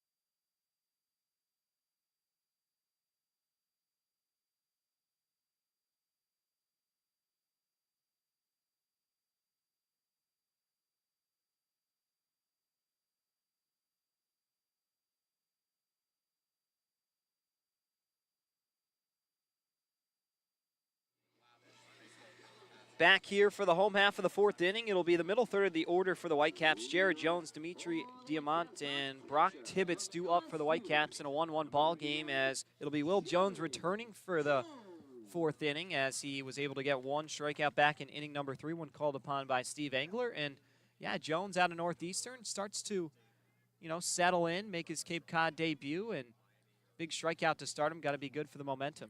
Yeah, I like Will Jones, too. He has a lot of ride on his fastball, a lot of movement. It's very difficult to, when you up there as a batter and you see that coming and it's fading away from the lefty side, it makes a huge difference. He's ahead in the count. No balls and 1 strike to Jared Jones, who flew out to center field. Catcher's boasting some serious power, as I mentioned earlier, compete in the home run hitting contest as he flies that one foul. And it's 0-2. Yeah, he's a big boy. You know what we call that in football, GMD, God, Mom, Dad. You can't coach that type size and speed, that athleticism. He is a big boy. Yeah, Jared Jones out of LSU. Won the national championship, of course, and aided them along the way. 0-2 is cut on a miss. Good morning, good afternoon, good night. Back-to-back strikeouts for Will Jones, and there's one away here in the fourth. You know, Will Jones is real filthy. The ball kind of rides and kind of fades down. It would be very difficult to hit him, especially to get a lot of power on it. You have to sit back and wait, because if you're on your front foot, you have no chance against him. It's a rising senior at Northeastern. This past season, a 1-0 record with a 5.40 earned run average. 4 scoreless relief outings from him in his 7 games. 11 punch-outs, and he's also known as the 6th best left-handed pitcher in New England, according to the Prep Baseball Report. He falls behind 1-0. Dimitri Diamant was hit by a pitch back in inning number 2, as the 1-0 is going to be dropped in there at the knees for a strike. 1-1. So you said you're a professor at Western Kentucky. What do you teach there? Sports management and leadership, sports finances. So I'm in that area. That is a fun topic too. I got to take a sport finance at UMass this past year. It was a blast. Arguably my favorite class I've taken in college. I mean, so much to the industry that we don't understand. I mean, the free agents, the salary caps, and then when you think about draft and how much people are making when they're drafted. I mean, we studied Kyler Murray, who was a Harwich Mariner, and how, he was drafted by the A's in the first round, but also the Cardinals, and it made more sense to play football from a financial standpoint. Really cool stuff up and down the board. Exactly. There's so much into it. It makes a NLI. There's just so many things that's going on. But I'm really liking Will Jones. He probably have 5 different pitches, and we call him real nasty. He's real big. We call him big nasty. When you're tall like that, and it's hard, it's so deceiving coming downhill when the ball is coming from the side and drifting down. It makes a huge difference. Yeah, he's definitely got some size. He was unfortunately forced to hit the batter in Diamant that time, who jogs down to first. He's been hit twice in the ball game, and that brings up Brock Tibbetts, the left fielder, struck out. He was the first strikeout victim of Cole Stallings back in inning number 2. Another big dude, and just got an award. He was a temporary player for the Whitecaps initially and earned his spot on the roster thanks to every good effort he gave, and plays all over the infield. We've seen him catch, first base, out in the outfield, third base. I mean, fantastic player and definitely more deserving of the award. Yeah, I'm loving it out here, though. I mean, if I was recruiting, looking at some of these baseball players, I would have a couple of football players, a couple of linemen and receivers and tight ends out here, the athletes, and baseball are just big people now. Yeah, no, there's some monsters within the league. We just saw Jared Jones be retired, but he's a big dude. Diamant down at first with Tibbetts up in a 1-1 count. Here comes the pitch from Will Jones. Breaking ball just missed outside, and it's 2-1. Yeah, he just nibbling on the outside, and I would expect him on this pitch. It would be great to go inside on his hands on this particular pitch. Yeah, definitely trying to stretch out the strike zone here. It's been a smaller zone today, but consistent, and that's what matters most. 2-1. It's going to be chopped back to the on-deck circle, and it's 2-2. Yeah, just a gorgeous day here. This past week and a half or so has just been fantastic to finish up the season. And both these teams with tickets into the playoffs. Harwich will be the 3 seed, Brewster the 4, and just really starting to all come together to everyone's favorite part of the summer is this next couple days. As that one's flied out into right, ranging over is going to be Lambros with room, and he, I think, was unable to get there. A bit of a blind spot for us, Terry, down the line there. Yeah, you can't really see it, but, you know, a lot of the athletes with the speed, with the wood bats coming from college, it makes a huge difference. But it's really the big deal is that the guys on the outfield and the infield are making plays because they're a little bit more athletic, lateral movement. They make a big difference in what they do. But if I was out here again, I would be recruiting football players. I could have a football team out here too. Yeah, no, they are some sizable guys out on this team. The 2-2 is going to be down the line, but foul to the left, and we stay there. That was a great catch by the coach on there. One hand like that, I like that. Not a bad grab. You love when the third base coaches make an effort. Some will just kind of sidestep it, but always get a good resounding applause from the dugout when you can make a play. 2 balls, 2 strikes from Will Jones. 1 away here in a 1-1 ball game. The pitch. It's going to be fouled again over to the on-deck circle. Darius Myers has been having to dance around a few. I mean, a couple foul balls been headed right his way. Getting balls all over the place. It's so hard to hit him. I mean, the ball is moving so much. It's difficult as a player to even make good contact and good wood on it. Yeah, the timing has definitely been difficult as that one's going to be laced into the gap out there in right center field. Down for a hit, fielded by Boslin, getting it in quickly to second. Now there's going to be runners at the corners with 1 away for Darius Myers. Great piece of hitting. We call that the 2-strike approach. When you widen up a little bit, not a lot of movement with the lower half and just kind of punch it to there. The power is supplied by the pitcher, but not by the individual. Yeah, and it was just a beautiful flat swing. I mean, that's all you can do. You mentioned how much movement Jones has had on his pitches, and that one just barreled up, and sometimes that's just what happens when you're throwing them hard like that. All you got to do is put a bat on it, and the ball will do the rest. Darius Myers flew out to left in his first at-bat, a chance to give the Whitecaps the lead, but he's behind 0-1. A big sweeping pitch that time.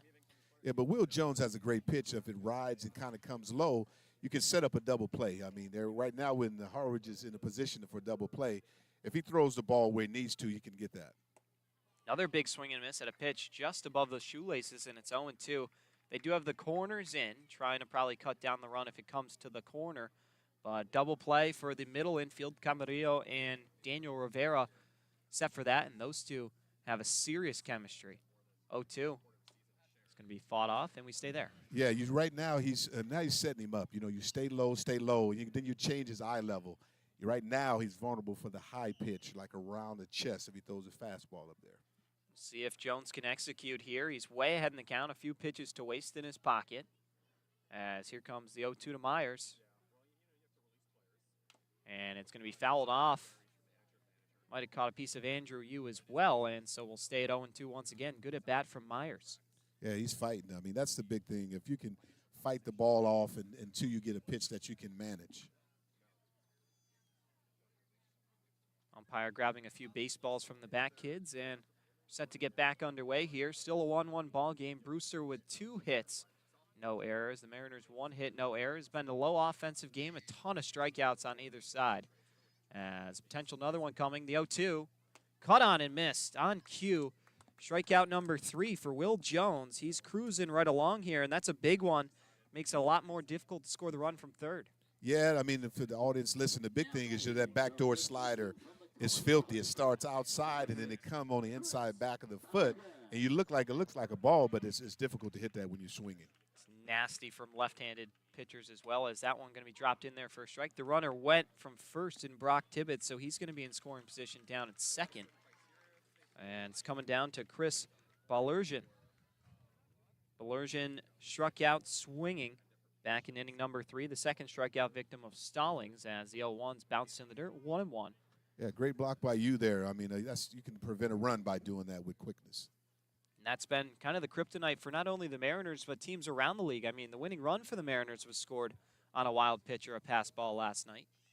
Ethan Anderson coming in to make it 4-3, as that one's going to be in there just below the letters, and it's 1-2. Yeah, we should say that you got to give your body up. I mean, the ball is more important than your body. You can't let the ball get past you, because if you let it get past, that's definitely a score. But he's got him on a string right now. It's difficult for the batter. 1-2 is, he went around, strike 3. Will Jones striking out the side, and he strands a pair of runners in scoring position at the end of the 4th inning. 1-1 our score from Stony Brook Field. Terry, it's been a pleasure to have you on board and give us your insight, and we wish you the best in Western Thank you so much. I appreciate hanging out with you. Love the shirt, man. You got so much swag. You like in Hawaii. Yeah, that's what I'm going for. Game 44, we're going the palm tree route. Okay, there you go. But Thanks Terry, for having me. It's been a blast. Appreciate you. We'll be right back Thank on you. the Harwich Mariners YouTube network.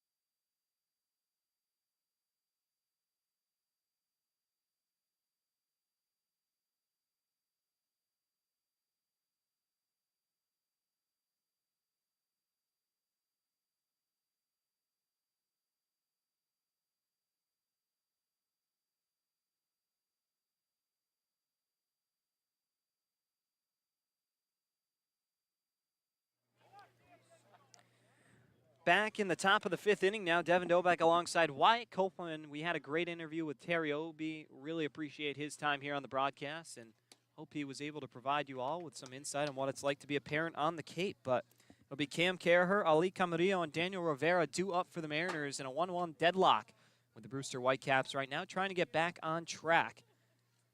Caraher struck out. He was the 5th strikeout victim of Ash Amerlin earlier in the ballgame, as he's quickly behind 0-2. Against Jacob Reardon. Reardon came in the 3rd inning, despite a pair of walks, was able to get a little bailed out. And actually, I believe we're going to have another call to the bullpen for Brewster. It will be Quinn, number 47, stepping onto the hill for the Whitecaps, and he's now looking for his first punch out as it remains 0-2. Yeah, Quinn has had a successful season here after his senior year at Marist. Started 9 of 17 games for the team. 4th season at Marist, 2-3, 73 strikeouts. Was quite efficient with that, nearly just 51 innings. 0-2 is going to be spoiled off to the left, and we stay there. So the final line for Jacob Reardon, he goes 2 innings, gives up 1 hit, no runs, walks just 2, and strikes out 3. As we'll see if Quinn can pick up the baton and do well. He's ahead in the count, 1-2. And he has to get ahead in counts here, just as he's done an ERA of nearly 12 on the season. Does have 9 strikeouts. This one's going to be popped up. Shallow left field. Could be trouble. Ranging out of Sebring. Diaz also converging, and it's going to be Brock Tibbetts who will ultimately comes away with it. And there's one away here in the 5th. Yeah, he kind of golfed that one, and it was, of course, having to be a defensive swing where you have to protect. Tough pitch to get low, and Carahurt did the best he could, but there's one away. Ali Camarillo now will dig in. The shortstop on the day is 0 for 1 with a strikeout. He also walked and stole a base. 1-1 our score here from Stony Brook Field in the 5th inning. A beautiful night in Brewster, Massachusetts. I mean, really couldn't ask for much more. Starting to get a little cool now with the sun starting to shade behind the trees as 1-0 to Camarillo, low and away.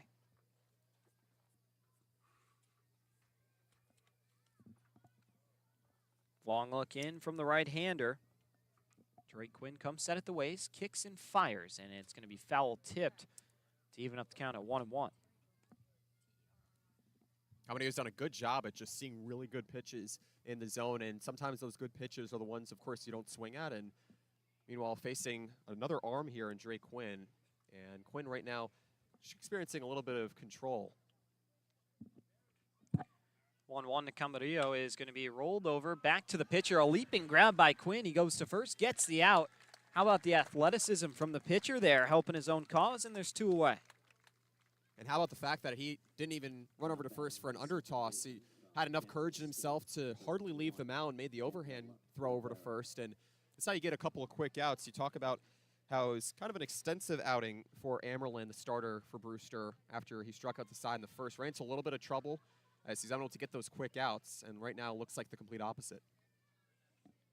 2 away for Daniel Rivera. The Mariners have brought up the minimum just once tonight. That was in the 4th after Andrew Yu grounded into a double play, and it's going to be 0-1 now to Daniel Rivera, who on the night is 0 for 1 with a strikeout and a walk, was stranded down at second. As the next pitch is going to be lined into right field for a base hit. A beautiful swing from Daniel Rivera that time to claim his place at first, and there's going to be 1 on with 2 away for the hitter and Kevin Keister. Mariners have been a little quiet with 2 outs here today. They grounded into that 4-6-3 double play for a quick 4th inning, and a good pitch to see that time from Rivera. Took advantage of it, and Drake Quinn has to get out of the stretch here. Kevin Karstetter no longer with the team. A big loss for the Mariners. He was fantastic. Had 3 3-hit games, even a 4-hit game actually within that, as Daniel Rivera takes off and swipes second. His team high 8th stolen base of the summer for the Mariners. Of course, Jacob Humphrey held it with 15, but no longer active as he was also returning back to UMass Lowell. And so with the ball and no strikes, there's a runner in scoring position for Keister.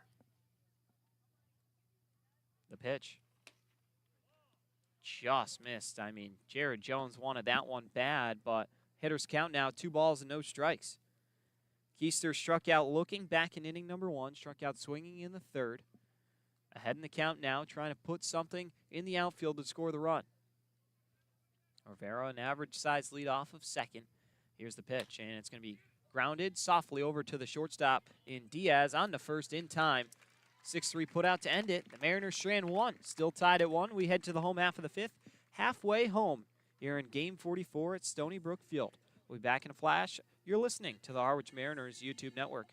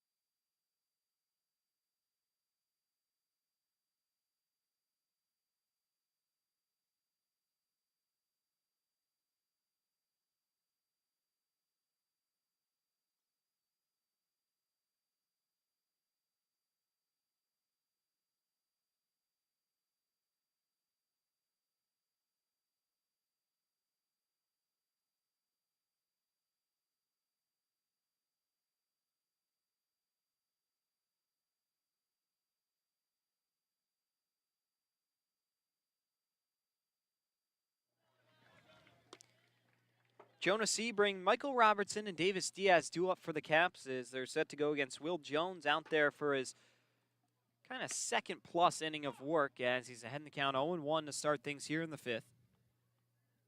Knotted up at 1. Each team with 2 hits. No errors in the ball game. It's been a lengthy one with all the strikeouts and walks we've seen issued, but a good one. It's no balls, 2 strikes now. Strike looking. Joe Gravina liked that one at the knees, and so here we go. Jones looking for a 3-pitch strikeout. He comes set at the waist, tapping that right foot, now kicks and fires. Misses down low, 1-2.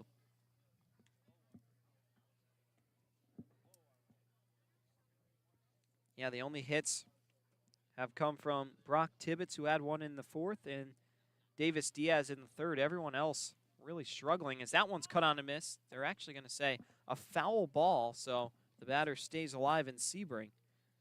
Yeah, must have just got a small piece of that one, and it's enough to keep him going here in this at-bat. This is the only active game as it stands currently. All of the games starting at least 6 o'clock. Katuitt and Falmouth at 6, YD and Wareham at 6, and then the other 2 games at 6:30 as that one's in there. Strike 3. Strikeout number 5 for Will Jones. Everything seemed to be working for him here tonight.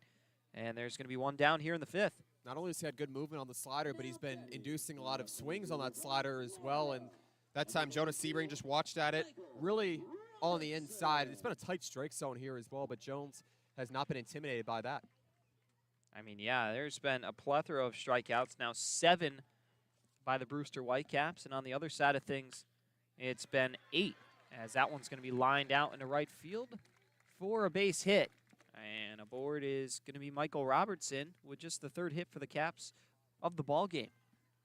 Yeah, he was due for a hit, and so was the top of this lineup aside from the RBI base. Had a Davis Diaz. Just not a lot of hitting production here for the Brewster Whitecaps, a team that does not average a ton of runs per game, just 4.7, least in the Cape Cod Baseball League. And speaking of which, here comes Diaz again, an extra base hit, could score that runner. Davis Diaz 1 for 2 on the day with a single. Also is flied out center. First pitch to him is in there for a strike, middle away, and it's 0-1. Jones not going to be flustered by pitching out of the stretches. That's what he typically will do out in the mound. Not a wind-up guy, as pickoff attempt is not successful down at first, and so we stay at 0-1.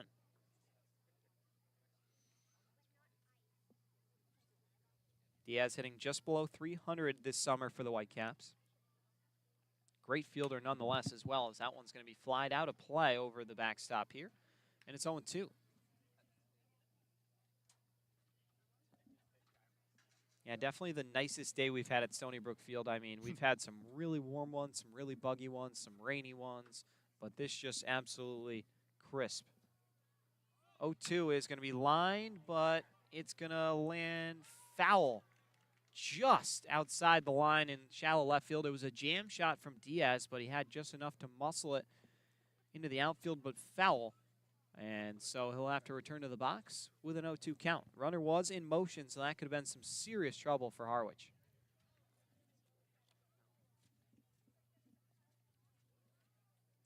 Just a win you have to have, even though the playoff seedings are already set. Mariners with 2 hits to this point, and Jones has done a great job at giving the lineup a chance today.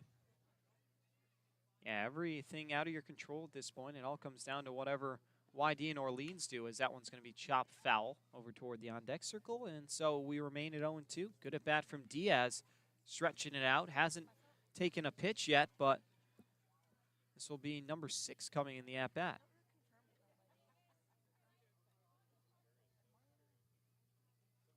Pickoff attempt over at first is not successful.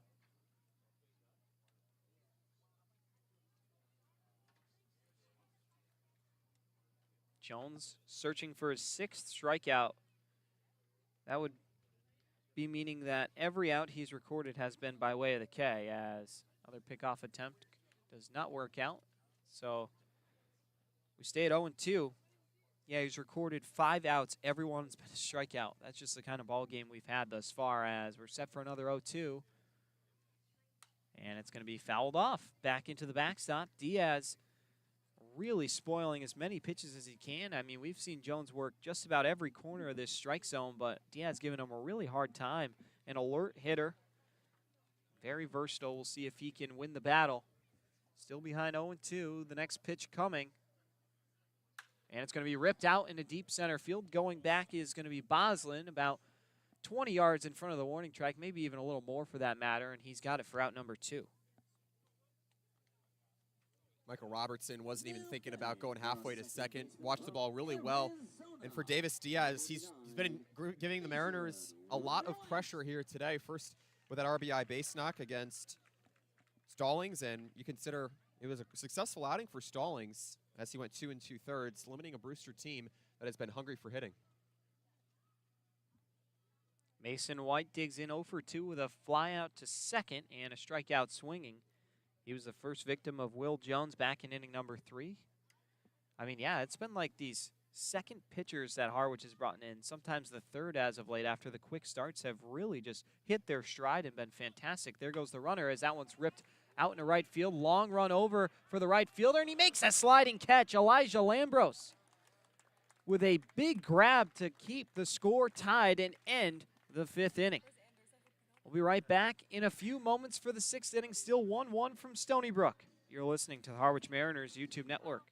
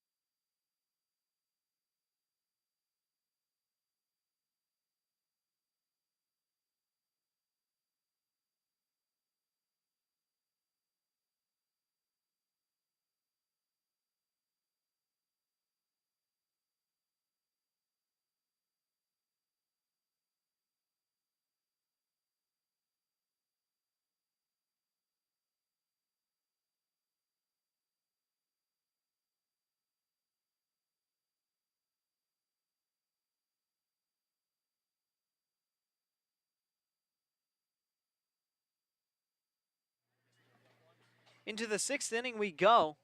For the Mariners, it will be the guy who just made the biggest play of the game, Elijah Lambros, followed by Cam Leary and Talmadge Lecroy. Lambros with a sliding catch out in right field to take away extra bases from Brock Tibbetts, or rather Mason White, as 1-0 is going to miss down low, and it's 2-0. Back out there's Drake Quinn. This thing's still knotted up into the 6th inning. About an hour 40 into the ball game as that one's going to miss inside to make it 3-0. Yeah, we're set up for a 3-hour contest, but it's been entertaining baseball back and forth. I mean, a lot of great defense, not a whole lot of offense at all, but pitchers have been dueling. It's been a good one to take in here in game 44 as that one finds the zone and the count's moved to 3-1. Lambros, a Maryland Terrapin. He's had a great summer. And ball 4 issued that time to Lambros as he will take his place down at first. And with nobody out, there's a runner aboard.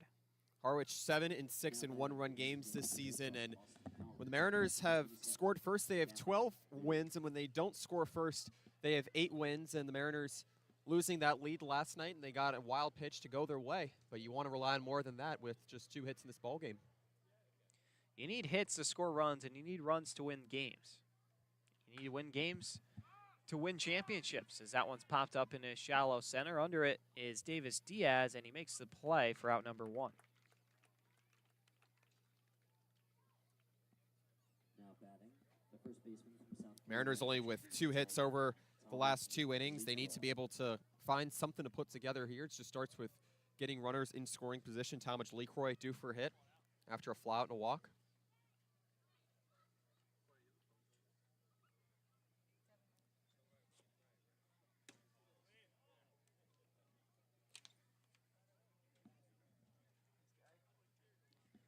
It's going to be a ball and no strikes to LeCroy. LeCroy on the day is walked and flied out to center. Searching for a big hit here with 1 away and a runner aboard, as that one's taken outside to make it 2-0. Justin Boslin on deck. Mariners tied at 1 with the Whitecaps. LeCroy waving the bat around in that right-hand side. Now comes set with the bat over his shoulder, as the pitch from Quinn is going to be down in the dirt, 3-0.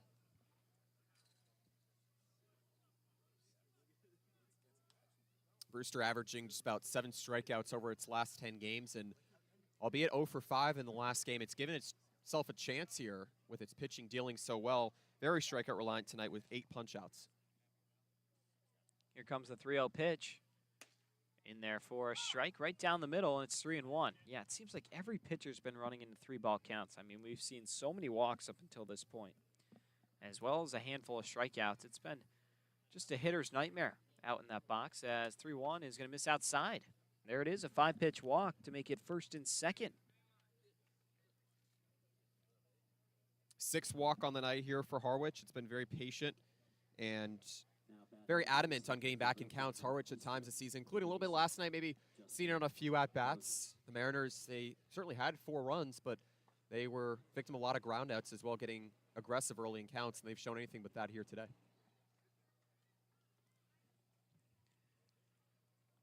Boslin on the day, 1 for 2 with a single. Had the first hit of the game for the Mariners back in inning number 4. Also struck out looking. He's ahead in the count 1-0 with 2 runners on board. Down at second is Lambros. LeCroy's at first. As coming set is the pitcher in Drake Quinn. Surveying, and the pitch is cut on a miss to even up the count at 1-1. Yeah, some of these hitters really having trouble catching up to the fastball from both Will Jones and Drake Quinn. They've been pounding the zone, and at golden hour, sometimes visibility not the best, and both pitchers have been really doing it. Is that one going to be in there for a strike? I mean, the home plate umpire and Joe Gravina thought about it, wasn't sure for a second, and then eventually ruled it a strike. Still a ball and 2 strikes here. The pitch. It's going to be popped up over towards the first base bag. It's going to be Mason White under it, and an infield fly rule granted, and so that will be out number 2. Well, Devin, this is interesting. The left-hander Zach Mizrahi for Brewster is warming up, and the Mariners really attacked him for 8 earned runs last time. They were able to find a lot of advantages off him, some high sliders, some high fastballs. So if he does enter this game, he's not only a left-hander, but he's a left-hander facing a good deal of right-handers, so certainly not too matchup focused here. They really did knock him around. He was thrown in to eat innings after the Mariners jumped all over the starter in that one, and they went on to really win 21-5. What an offensive fest it was that day. Not here today, a completely different script, as it's 1-0 to Andrew Yu. He has the only RBI on the day for the Mariners. It was a ground out back in inning number 2. He's also grounded into a double play. That came in the 4th, so 2 ground balls to the right side. We'll see what he does in his 3rd at-bat. Heading the count 1-0. The pitch from Quinn is going to be fouled off. Nice fastball up in the zone, and it's 1-1. Andrew Yu grew up with Devin Obi and Drew Byers of the Harwich Mariners. As Terry said, it's been such a pleasure to watch all those guys get together, and now on the same summer team, 2 of them playing at Duke together. It's really just cool how things come full circle sometimes. Really proud moment for him. 1-1, cut on a miss, 1-2.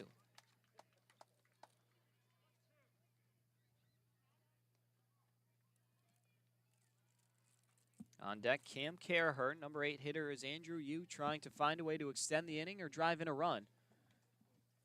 as we're just about set for the fourth pitch of the AB, and thought about it, laid off, did not go around, and so we stay at 2-2.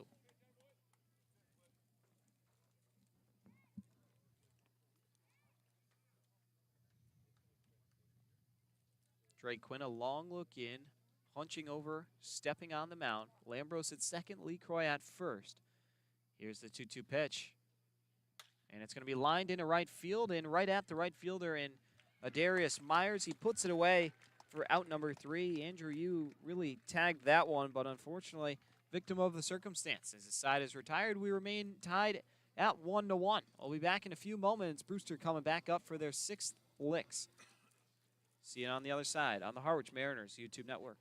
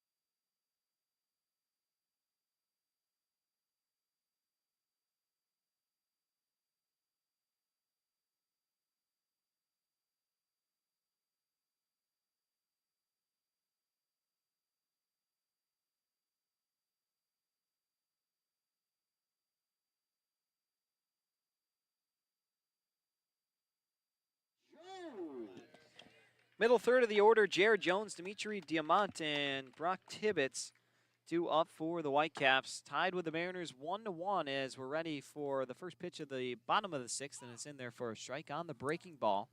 Will Jones back out there, came in the third, recorded 1 out, and then got through the 4th and the 5th. Despite a couple singles he gave up, there's really been no turbulence for him as that one misses outside, 1-1.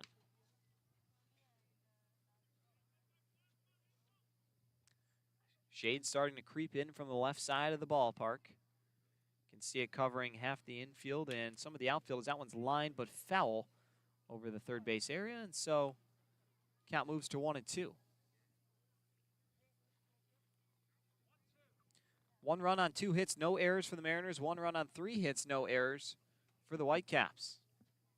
In a stalemate here, Jones looking for another strikeout. The pitch, swing and a miss. He got him. His 6th strikeout of the night. He's been fantastic ever since entering. And there's now going to be 1 away for Dimitri Diamant. This fits into the molds of the Will Jones that hails as a rising senior out of Northeastern. 4 scoreless relief outings in 7 games for 11 strikeouts this past season. And 5.4 ERA doesn't look too much prevalent here as he's doing a good job of retiring consistent hitters. Diamant's been hit by a pitch twice here tonight as he flies that one in foul territory coming right towards us. Oh, my God. I thought we were going to die for a second, Wyatt, as Andrew Yu can't make the play. That one really looked like it was headed our way. I thought my laptop was going to be toast. But it was headed towards Andrew Yu's way as well as it deflected off of his glove right on the track behind the plate. Yeah, it just stopped kind of coming our way and just shot down, thank God. I was in a state of peril right there. You just saw it looming. It looked like it was going to just peek over the net, like just enough to get us. Here comes the 0-1 pitch. Did hit Andrew Yu in the glove, but he couldn't make the play. So, yeah, just tough circumstance there as count moves to 1-1. And I think that kind of goes to tell you how it's really difficult to track fly balls. I mean, two average Joes just thought we were going to get drilled, and it was still in the field of play. Oh, my name's not Joe, by the way. As that one's fouled off, got a piece of Andrew Yu on the way down, and the count moves to 1-2.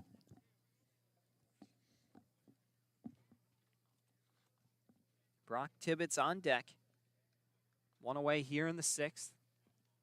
1-2 pitch is going to miss up high, and it's 2-2. Diamant, rising sophomore, attends Georgia Tech. Yellow jacket there, native of Las Vegas, Nevada, 5'11", 190 pounds. Pitch misses down low, and it's going to be 3-2 now. Count worked full.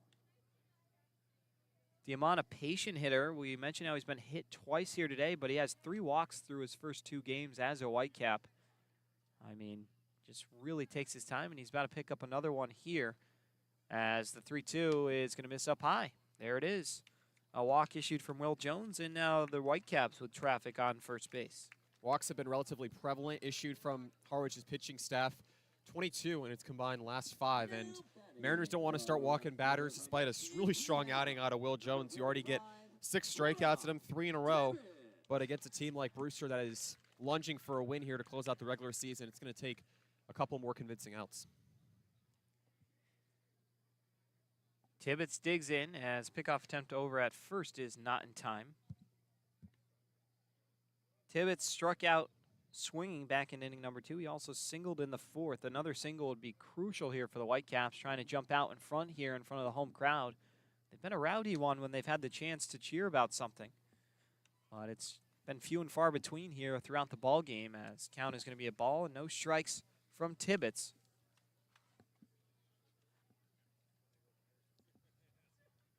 Here comes the pitch from Jones. And it's going to be fought off, foul, headed back towards the concession stand, and so it'll be a ball and a strike.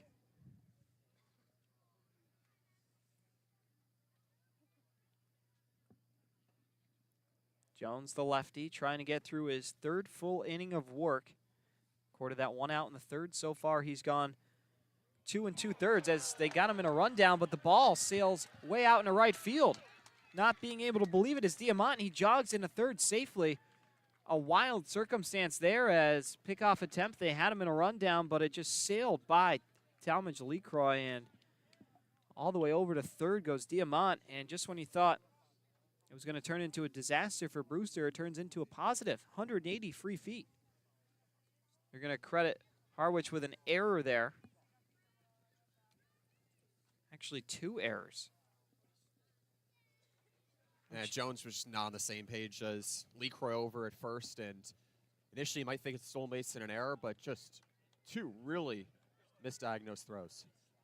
1-1 is going to be ripped out into left field. Coming in is going to be Caraher. He's got it. Tagging up, heading to the plate is going to be the runner and Diamant. And the play, it would have been there in time, but Andrew Yu didn't grab the ball, and it sailed to the backstop, and in safely is going to be Diamant. It's a sacrifice to left for Tibbetts. Yeah, no, they had him at the plate. The throw was going to be there in time, but unfortunately just a little too high for Andrew Yu, and it becomes a 2-1 ball game in favor of the Caps. And instead of Jones just focusing on getting 1 out, and he got an out, the sacrifice fly, but it just turned into a run, and you saw Caraher, who's still relatively new here, try to time up the throw, and it was there, but Andrew Yu just able to knock it down on 1 bounce. Myers on the day 0 for 2 with a flyout and a strikeout. First pitch to him is going to be fouled off, and it's 0-1. Myers, a redshirt junior out of Louisiana Tech, native of Seminary, Mississippi, hitting just 143 this season for the Whitecaps. Granted, a very small sample size. 0-1 is going to be down in the dirt, 1-1. And yeah, good effort from Caraher there. Got the throw on target, just unfortunately a little too weird of a bounce for Andrew Yu, and you know, sometimes that's just how the game is played, and you can't throw everybody out at the plate. It would be tough to get a speedy Diamant, but he had to be gassed running around all those bases on his own power. As ahead in the count now is Jones at 1-2. Still no hits in the inning for the Whitecaps, but they're able to stretch across a run. Base is empty, and the 1-2 missed. Interesting. And the count has worked to 2-2. That one looked to be a little closer to the strike zone than I'm sure Adarius Myers would have liked, as 2-2 is now going to be fouled off, and we stay there.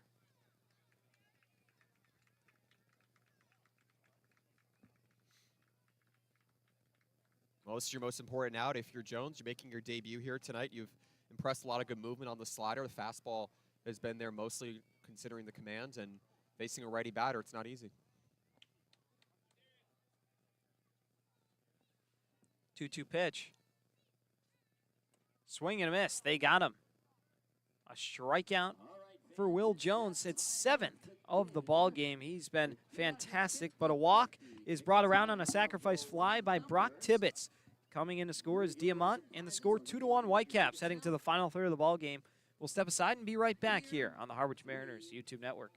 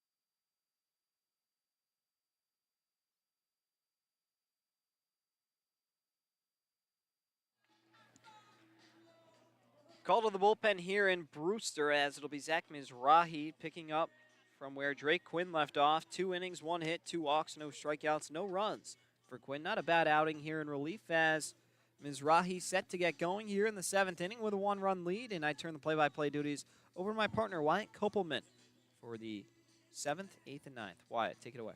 All right, Devin, well, the Mariners in their first deficit on the game after a sacrifice fly from Brock Tibbetts, and the Mariners, after leading 1-0 on an RBI ground out from Andrew Yu in the 2nd, now have to come from behind here after pulling off a 4-3 win last night to get back in the win column against the Falmouth Commodores. A new pitcher into the ballgame out of Penn State, Zach Mizrahi. He's the third reliever for Brewster. The southpaw winds and deals the first pitch to Cam Carraher as the bunt is pulled back for strike one on the inner half.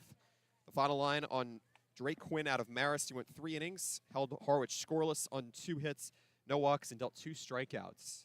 It was a masterful outing. He's in line for the win if the Brewster Whitecaps stay ahead, as the 0-1 is a changeup that clips the lower half as it's 0-2.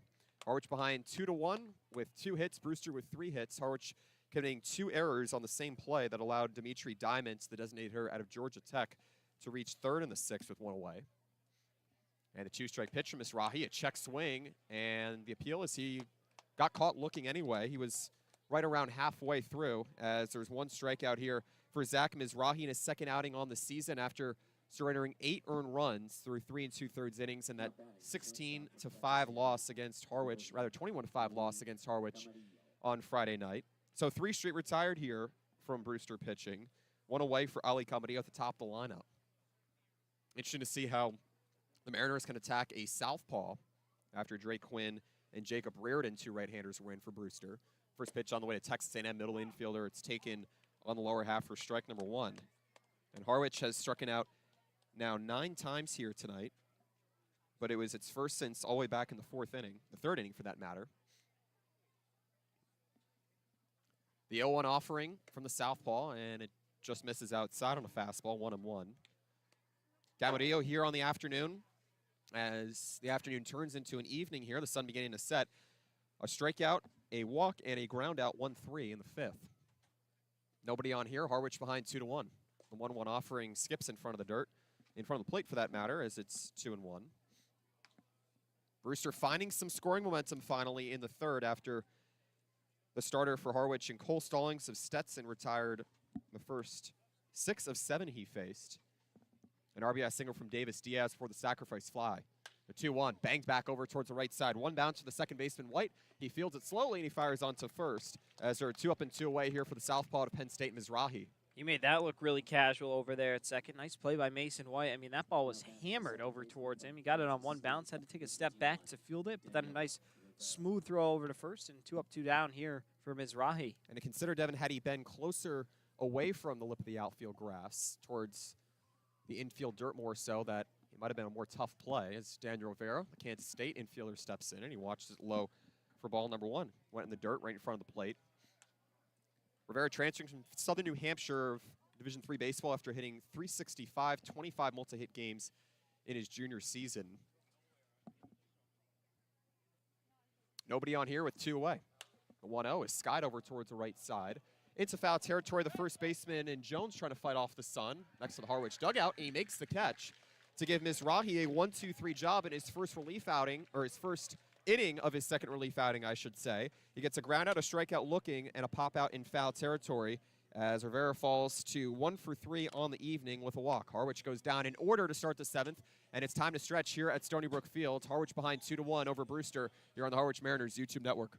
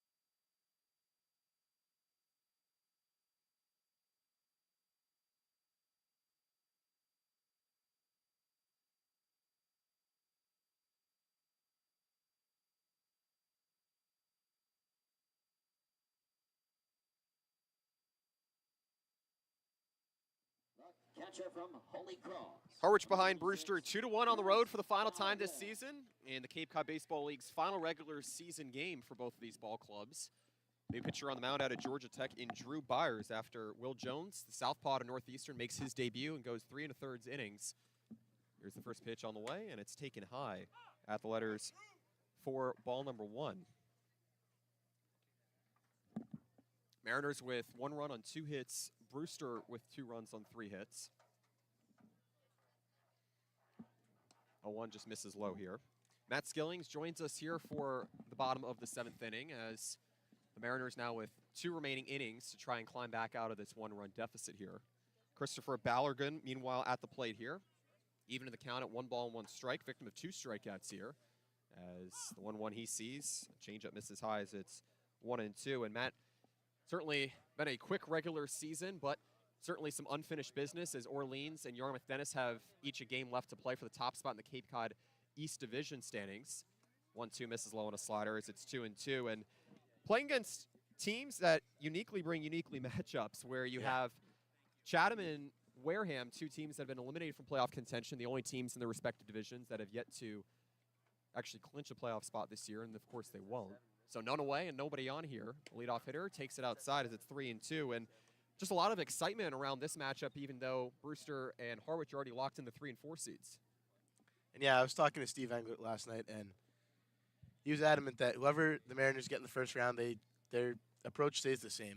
All they're there to do is win some baseball games. So 3-2 is fouled back into the screen. We'll do it again. Drew Byers on the mound here. He actually appeared in the Mariners' come-from-behind victory at Yarmouth Dennis. They won 7-6 with an 8-run 9th inning, or 8th inning for that matter. Just an excellent outing from Griffin Kern. Drew Byers appeared before him then over at Wilson Fields. Payoff pitch, a slider misses low and away, and that has been a problem for Drew Byers. He only pitched in a few games for Georgia Tech this season, his 3rd school, as there's a leadoff base runner here to start the 7th. of course, as the playoffs come, the Mariners will be facing either Yarmouth Dennis or Orleans. And although Englert said that, it's the same approach either way, it's definitely a matter of Orleans has been dominated by the Mariners this year, and the Mariners, vice versa, have kind of lost a lot of games to YD. So Jonas Sebring steps up, and the infielder takes it high at the letters for strike number 1. Yeah, it's interesting how you can take a lot away from different series as a team. And for the Mariners here, losing twice to the Brewster Whitecaps on the road at Stony Brook Field, they have an opportunity here just with a 1-run deficit to take their 2nd lead on the game after they lost that lead as the 0-1 misses inside on a fastball as it's 1-1. Just 5 combined hits, and both of these pitching staffs have been quite reliant on strikeouts here today. 18 combined strikeouts. Cam Carraher, the victim of the latest here for the Mariners. As Byers works out of the stretch on the first base side of the slab. The 1-1 is chopped over towards the left side. 3 bounces for Camarillo, flips the second for 1. The throw on a first, and it's not in time. A fielder's choice as it's a 6-4 putout. The Mariners get the leading runner on the force play as there's 1 away here in the 7th. yeah, really just not a chance for 2 to be turned there. Ellie got the ball on the slow roller, but just a little bit too slow coming through that grass to be able to turn 2. Flips the lineup card here for Michael Robertson, who works with 1 on and 1 away. Brewster ahead 2-1 after a sacrifice fly back in the 6th inning. Brock Tibbetts getting the Whitecaps' 2nd RBI of the night. First pitch taken low inside on a bunt shown that time for ball number 1. So Harwich and Brewster combining for 5 hits here, and much conversely to what was seen in that touchdown victory for the Mariners. Some might call it that. I was talking with the Brewster Whitecaps broadcasters, Matt, earlier, and they were coining it that. 21-5 victory. The 1-0 misses inside on a slider as it's 2-0 here to the outfielder out of Florida. Due for another hit here. He has a single to right field back in the 5th after falling victim to 2 flyouts. An excellent start here in the debut of Cole Stallings out of Stetson as Byers spins and throws back to first unsuccessfully. Cole Stallings, he went 2 2/3 innings. He gave up just 1 earned run on the 2-out RBI base knock from Davis Diaz, the shortstop out of Vanderbilt. And as mentioned, the sacrifice fly from Brock Tibbetts. It's kept it a close game. 2-ball pitch, a fastball missing highs. It's 3 balls and no strikes. So Drew Byers trying to work into the counts here, but he has fallen behind thus far. Meanwhile, for the Whitecaps, look to Amerland making his debut out of Bluefield College. He had a dazzling outing, 5 strikeouts in the start as the 3-0 just misses outside on the corner to the left-handed hitting Robertson. It's a 4-pitch walk, and there are 2 on here. It's an opportunity for Brewster to extend its lead, Matt, and this could get away sooner than the Mariners might expect. Byers needs to find the strike zone here. As RJ Thomas will come out and have a talk with him. Looked like that last pitch could have been called a strike, but that's the way the zone's been called on late, a little bit tight, which, you know, you'd rather have consistent tight than inconsistent all around, so. Byers having exchanges with Andrew Yu and RJ Thomas, the pitching coach here for the Mariners, a team that has been a victim of strikeouts over the last 5 games, had a good deal last night against Falmouth, and it's a team that is averaging 30 RBIs over a particular set, has 30 RBIs cumulatively, rather, over the last 5 games, but they've only gotten 1 here today, and that was an RBI ground out from Andrew Yu, as the home plate umpire in Joe Gravina goes to adjourn the meeting here. Steve Englert going to Byers, and he has only gotten 1 out here in the 7th, as Mariners pitching staff has only faced 4 in each of the last 2 innings. In the 5th, a 2-out single, or a 1-out single for that matter, from Michael Robertson, and then a sacrifice fly from Brock Tibbetts. So Davis Diaz steps in here, the shortstop out of Vanderbilt, with the RBI base knock around 2 flyouts here today. Runners on first and second with 1 away. The bunt shown, and a breaking ball misses low for ball number 1. And I'm going to guess Diaz is going to be taking here until Byers throws him a strike. 4 balls on the last batter and a ball to start the at-bat here. Yeah, Davis Diaz certainly in the driver's seat, looking for more RBIs here as the 1-0 is flown out towards right field, and moving in Boslin, the center fielder, and he makes the catch. Both runners will hold, and wisely so, as there are 2 down here in the 7th. A very critical out here for Byers. And Matt, you consider how it's not directly game-saving, but you can kind of correlate it as it feeds into the game if the Mariners are able to come back in this one and take their first here in Brewster.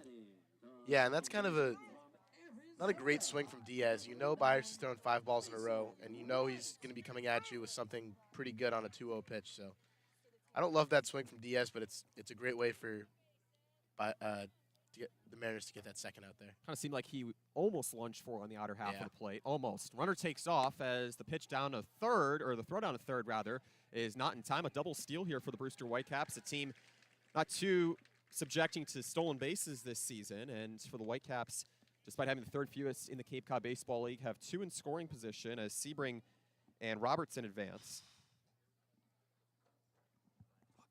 No balls and 1 strike here for Mason White, the second baseman out of Arizona. Pitch, a cut and a miss.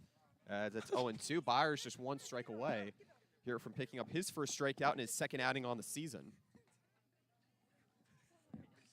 Byers, the Nashville native, standing at 6'1", a $195, working from the middle of the rubber with 2 runners against him in scoring position. The 2-strike pitch is lobbed out towards shallow left field. Camarillo, the shortstop, moving over to his left, or to his right rather, and he leaves it for Cam Carraher, the Boston College product, as the left fielder comes in and backs Camarillo up. So it will look to be a harrowing situation on a double steal to move 2 runners into scoring position. The Whitecaps stay off the board here in the bottom of the 2nd as Drew Byers works out of a mini jam. No runs on no hits, no errors, and 2 left on as the Mariners remain behind the Whitecaps 2-1 going into the 8th. 2 chances left to try and tie or take the lead. This is Harwich Mariners Baseball on the Harwich Mariners YouTube Network.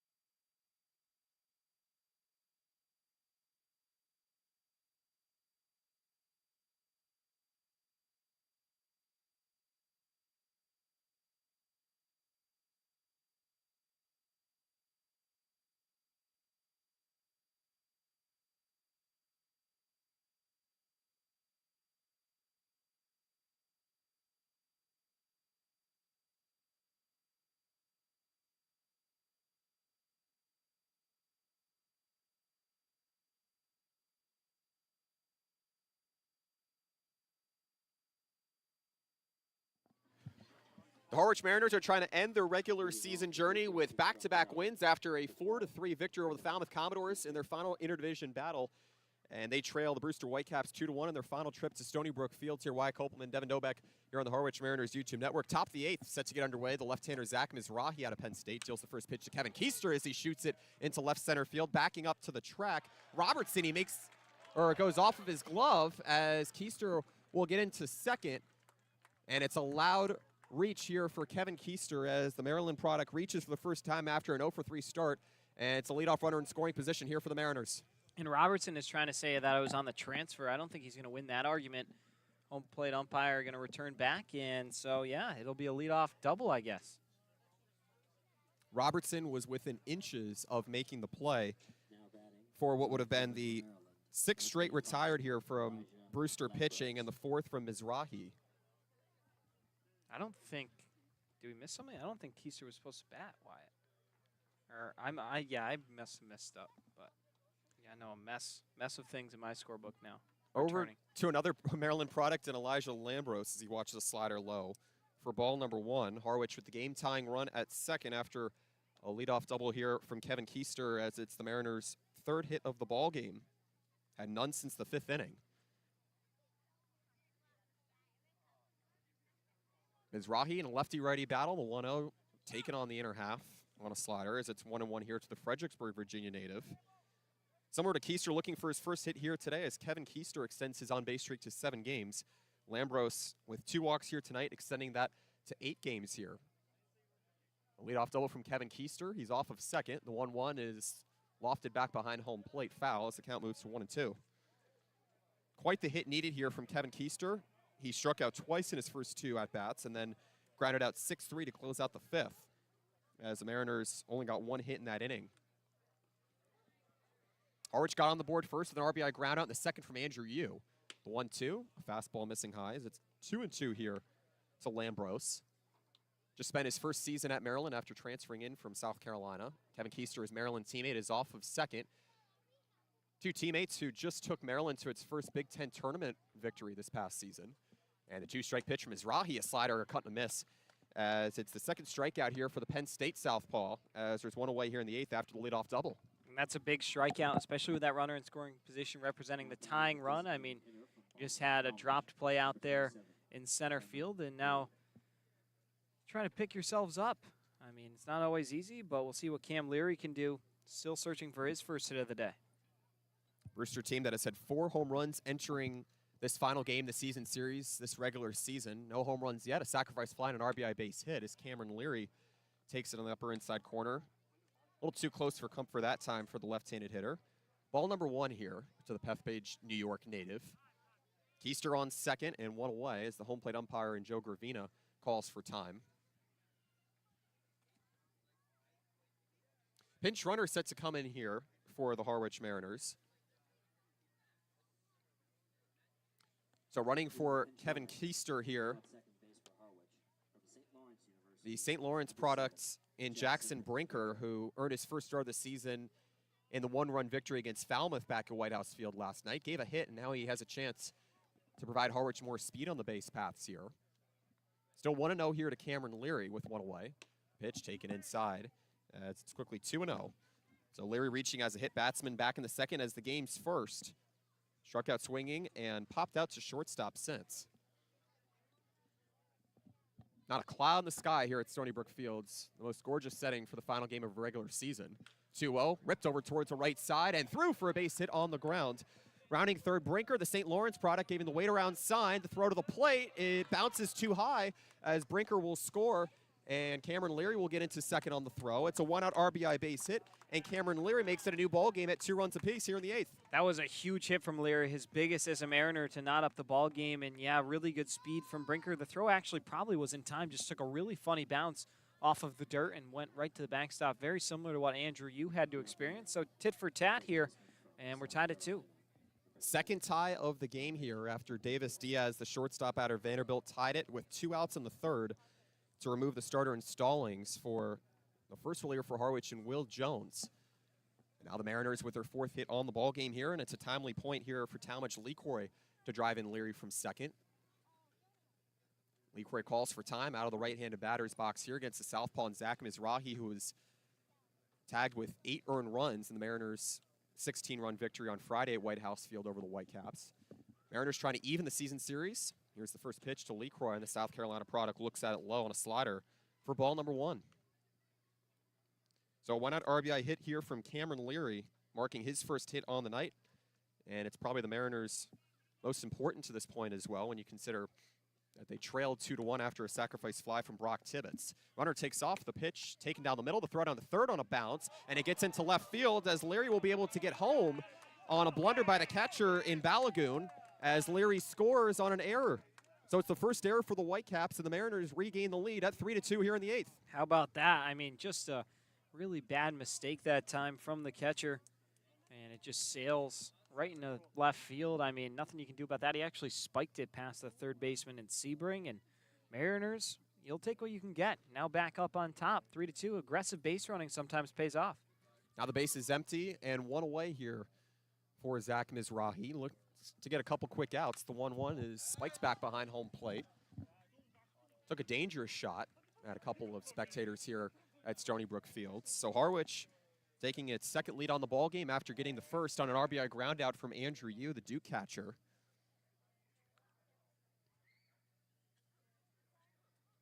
RBI base hit from Leary and an error as the 1-2 banged back behind home plate. We'll keep it there. LeCroy trying to stay alive here. He looks for his first hit. He's gotten a pair of walks for a season high. And Talmadge LeCroy out of South Carolina. Just trying to keep the inning going here, still with just 1 away. The 1-2 just goes high at the letters as it's 2-2. How about the fight from the Mariners, though? I mean, you consider that they're not a home run reliant team, Devin. They don't give up a lot of home runs either. And Brewster, despite getting after them with some power hitting in the series, Mariners responding well as a 2-2 is boomed into center field, and it falls in front of Robertson for a 1-out base hit. And it's going to be the 5th here for the Harwich Mariners as they're looking to capitalize once again, leading 3-2. Mizrahi's getting knocked around. He's given up 3 hits in the inning. Harwich just doing everything they can to continue to pile it on. And it's worked out thus far. I mean, you gained the lead thanks to some interesting base running, but mistakes made by the Whitecaps, and sometimes that's all it takes. Brewster has lost 5 straight, lost to the Chatham Anglers last night by 3 on the road. Check back over at first as Mizrahi continues to work out of the stretch. Just 1 away. Harwich ahead 3-2 with a runner on first here in LeCroy. Justin Bosland in here. He's 1 for 3 here today. Struck out looking back in the second. Single to right in the 4th as he takes a strike low. As Bosland out of Northeastern looking to avenge an 0-for-4 night last night in that 4-3 home win against Falmouth. The 0-1 from Mizrahi, a cut and a miss high as it's 0-2 here. Bosland this past season at Northeastern, a prominent hitter, Devin, and he had 5 walks as well, 5 RBIs. Mariners would really appreciate an extra base hit here. The 2-strike pitch just taps back into the screen, and we'll do it again. Mariners have their 5th batter to the plate here in the 8th inning. They only brought 3 in which they went down in order back in the 7th.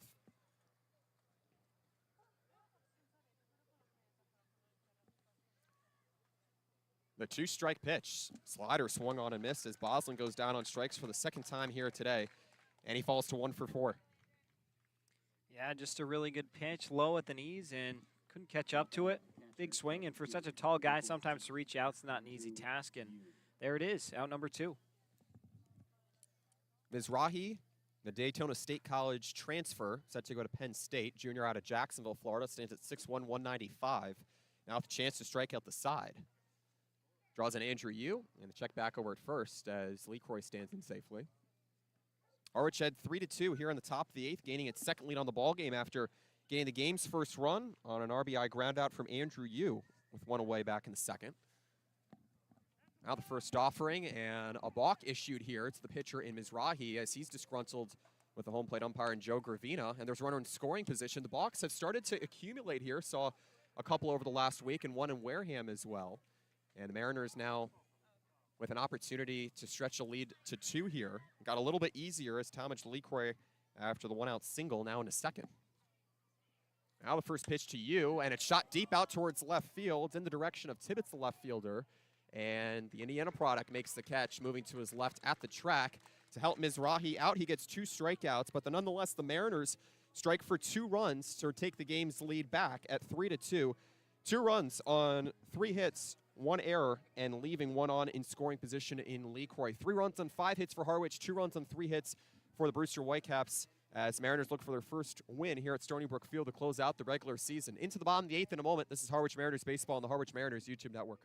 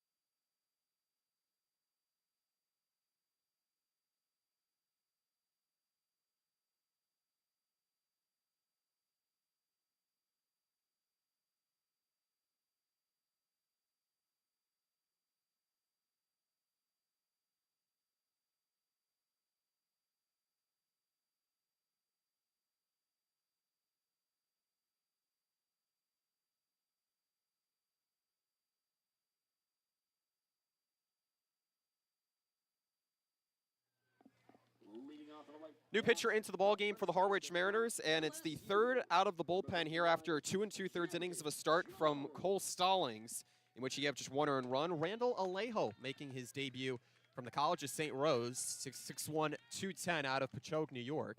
First pitch to Jared Jones, a cut and a miss for strike number 1. Underway in the bottom of the 8th. Jones 0 for 3 here tonight, due for a hit in the cleanup spot here. Final line on the Mariners reliever and Drew Byers is the 0-1 is a cut and miss on a slider. And it's quickly 0-2 here to the LSU product. Byers out of Georgia Tech, 1 inning, gave up no earned runs on no hits. He issued 2 walks and got no strikeouts. A 2-strike pitch from Alejo, half swing, tapped over towards the left side. The third baseman in Keith Brinker fires over to first as it's in time.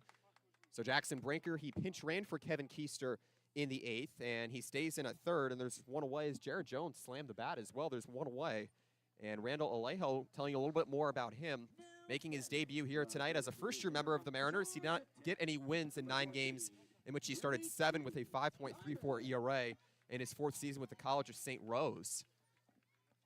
Comes into the Harwich Mariners program after going 3-1 with the Upper Valley Nighthawks.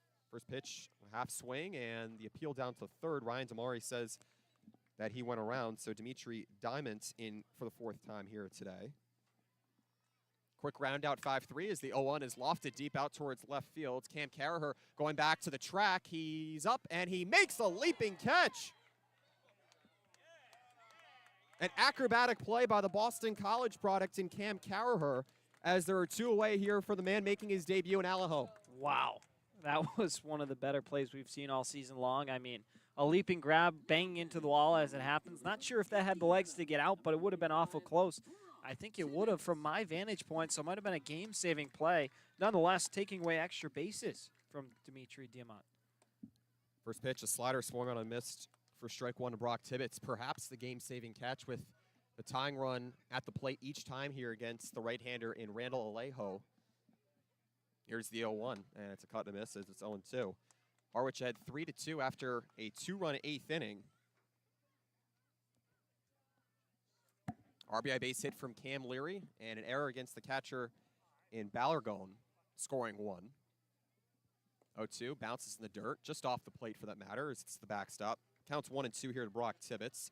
1 for 3 here today, and feels as if he's almost due to provide a 2-out spark here as one of the top power hitters, not only for the Brewster Whitecaps this season, Devin, but in the Cape Cod East Division.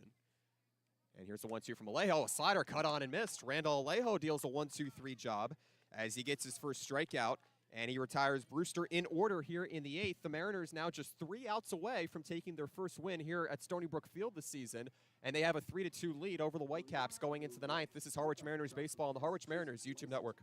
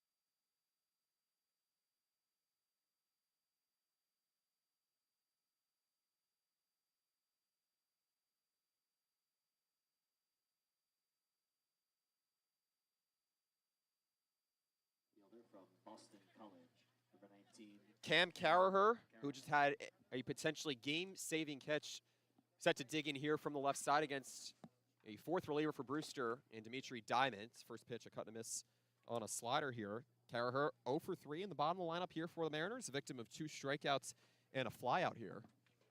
Dimitri Diamant, designated hitter, and now on the mound here. The right-hander relieving Zach Mizrahi. The pitch bounced over towards the left side on 1 for Diaz. He fires on to first. Leadoff man gone for Harwich as Carraher falls to 0 for 4 here today. But 2 runs back in the 8th as the Mariners scored the 2 runs on 3 hits and 1 error. An error against the replacing catcher in Ballergone as he tried for a back pick down to third, as the Mariners have 3 runs on 5 hits, 2 errors committed, and the Whitecaps also committing 2 errors with 2 runs on 3 hits. The final line, meanwhile, on Zach Mizrahi, 2 innings, 2 runs, 1 of them unearned, and 2 hits, 3 strikeouts dealt. The first pitch to Ali Camarillo, a changeup taken on the outer corner for strike number 1. And just back to Caraher briefly, I mean, he may be 0 for 4 in the day, but had a game-saving catch out on the wall and left. I mean, Right. that was a huge play in the game, and it might not show up on the stat sheet as you would like, but, I mean, that's currently the difference maker, in my opinion. So swing and a miss, and it's 0-2 here to Camarillo. Still trying for his first hit. The pitch backs him off the plate on a slider, and it was high at the letters as it's 1-2. Harwich had 3-2 over Brewster in its final trip to Stony Brook Field here on the regular season. Harwich the 3 seed and Brewster the 4 seed going into the playoffs. The 1-2 from Diamond, and it just bounced in front of the plate. So Diamond, the recent arrival from Georgia Tech, and he's going to be a two-way option here for Brewster going into the postseason if he's able to get more relieving nods out of the pen. Nobody on here with one away. The 2-2. Looped out towards center field, moving to his right, Robertson, and he makes the catch. 2 away here in the 9th. So Cam Caraher, 0 for 4. Ali Camarillo, he's 0 for 4 with the walk, and the Mariners will look to Daniel Rivera to try and create a 2-out spark with this 1-run lead. And with the way that the Mariners have faced the Whitecaps this season, they've learned to expect almost anything. Daniel Rivera out of Kansas State has just 1 single here today, aside from a walk, a swinging strikeout. First pitch, a breaking ball just below the letters for strike number 1. Kansas State product has been dominant in earning walks this season towards the bottom of the lineup. 0-1 bounce in front of the plate as it's 1-1. Harwich opened the scoring with an RBI groundout from Andrew Yu in the second. Cole Stallings, meanwhile, pitched 2 2/3 in his debut out of Stetson. Just gave up 1 earned run, and it was a game-tying run. The RBI base hit from Davis Diaz, the shortstop. 1-1 on the way, and it's taken on the outer half to make it 1-2. Jackson Brinker, he stayed in the game at third base after pinch running for Kevin Keister. The 1-2 goes low on a fastball as it gets all the way to the backstop as the count goes level at 2-2. What an exciting game this has been. The Mariners have had a lot of exciting low-scoring games over the past few days. Last, I don't know if you consider it low scoring. I mean, it's a 4-3 win, but they got the job done. The 2-2 pitch, and it's a half swing, and it's looped back into the screen. But even though it was a walk-off loss, they certainly learned a lot at Orleans 2 nights ago, in which they lost 2-1 on a game-ending hit, a walk-off hit from Jay Casey, the son of Sean Casey. The 2-2 pitch bounced over towards the left side. A tough play for Diaz, moving to his right from lippy outfield grass. He tried to throw away from his body, and it was well offline as it's an infield single here with 2 outs in the top of the 9th, and the Mariners have a 2-out base runner to set up Brinker. They're not all pretty, and that time Daniel Rivera able to get on any way he could, and speed on the base paths makes this really interesting. Jackson Brinker struggled a little bit yesterday, but we'll see how he can settle in here in his second game. Kind of his third, I guess. He came in on defense a little bit, but technically his second full game. The first offering, skied back behind home plate for strike 1. Elijah Lambros is on deck here. So Kevin Keister, his day closes at 1 for 4. Check back over at first as Rivera is in safely. Rivera with a team-high 7 stolen bases now after the departure of Jacob Humphrey, the center fielder. Behind the count, 0-1. Here's the pitch, and it goes low and away from the catcher in Balagoon as the runner gets into second here. So Rivera using his speed to his advantage, and the Mariners now a runner in scoring position in what could be a 2-run advantage if the run could score on a hit to leave the infield. Wow, what a turn of events here. Daniel Rivera just in the nick of time, able to get on base and into scoring position.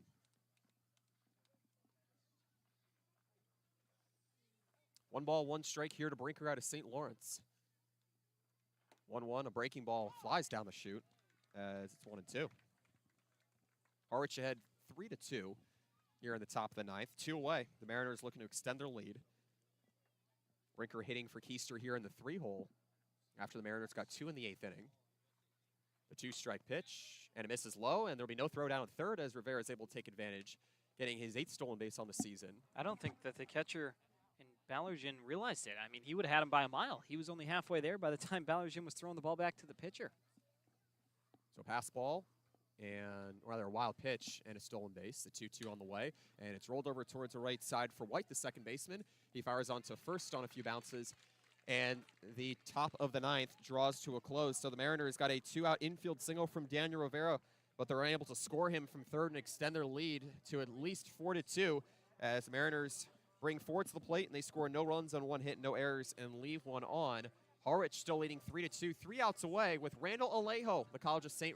Rose reliever, back on the mound in his debut. We'll step away. The Harwich Mariners are ahead 3-2 here on the Harwich Mariners YouTube network.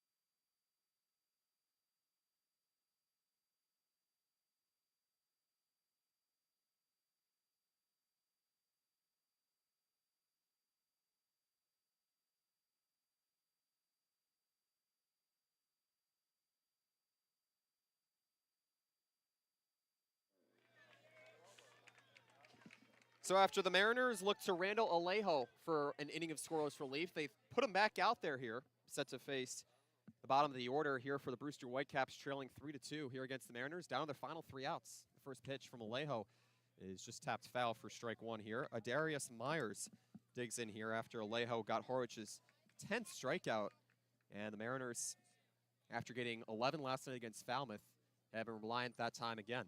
0-1, a cut and a miss as it's 0-2 here to Myers out of Louisiana Tech. 0 for 3 here today.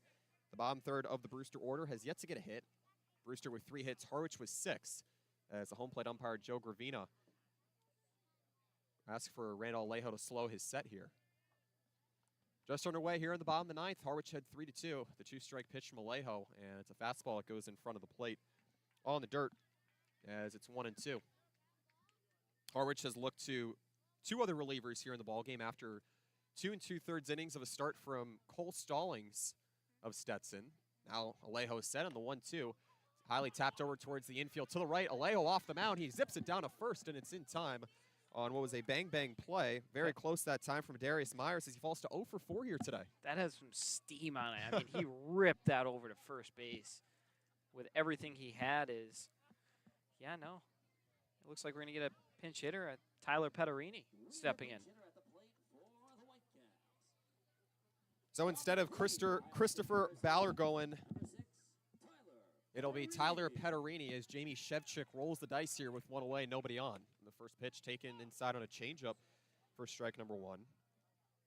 Petterini, the junior out of Ohio State, got the starting on last time against Harwich. 0-1 is sliced back behind home plate. It's 0-2, so 1 away here in the bottom of the ninth. Brewster trailing by 1, has a tying run at the plate in Petterini. Now has a 3-game hitting streak. Got a hit last night in the 7-4 loss at Chatham for Brewster. The 0-2 misses low on a fastball as it goes in the dirt. And the count goes to 1-2 here to the Worcester, Ohio native who has 5 hits through his first 5 games in Brewster. And this is a matchup-heavy or a matchup-focused at-bat as the 1-2 is cut on and missed. Second strikeout here for Randall Alejo in the College of St. Rose. Product has Brewster down to its final out here in the final game of the regular season as Petterini batting for Christopher Ballergoen, who went 0 for 2, and he's unable to put a base runner on here. Another pinch runner here, or pinch hitter, I should say, coming up, and Dylan Leach, the catcher. He's hitting for Jonas Sebring. The first pitch, a cut and a miss for strike number 1. So now 11 strikeouts here for Harwich pitching. Alejo working quickly out of the stretch. The 0-1. clips the inner half on a changeup, and Brewster is down to its final strike here with nobody on, 2 away, trailing 3-2 here against Harwich. Mariners might have found a new weapon. 5 up, 5 down so far. 2-strike pitch, bounce over towards the right side. The first baseman, Lecroy, turns around. An underhand toss to covering Alejo, and that's the ball game. 2 1-2-3 jobs in the first outing for Randall Alejo, and the Mariners win 3-2 in their final trip here to Stony Brook Field, and they close the regular season with back-to-back wins after a 4-3 win last night and another 1-run victory here tonight. We'll break it all down here on the post-game show as Steve Engler and Jamie Shevchuk shake hands for the final time in the regular season. Gorgeous night, and the Mariners win here 3-2 on the road. This is Harwich Mariners Baseball on the Harwich Mariners YouTube network.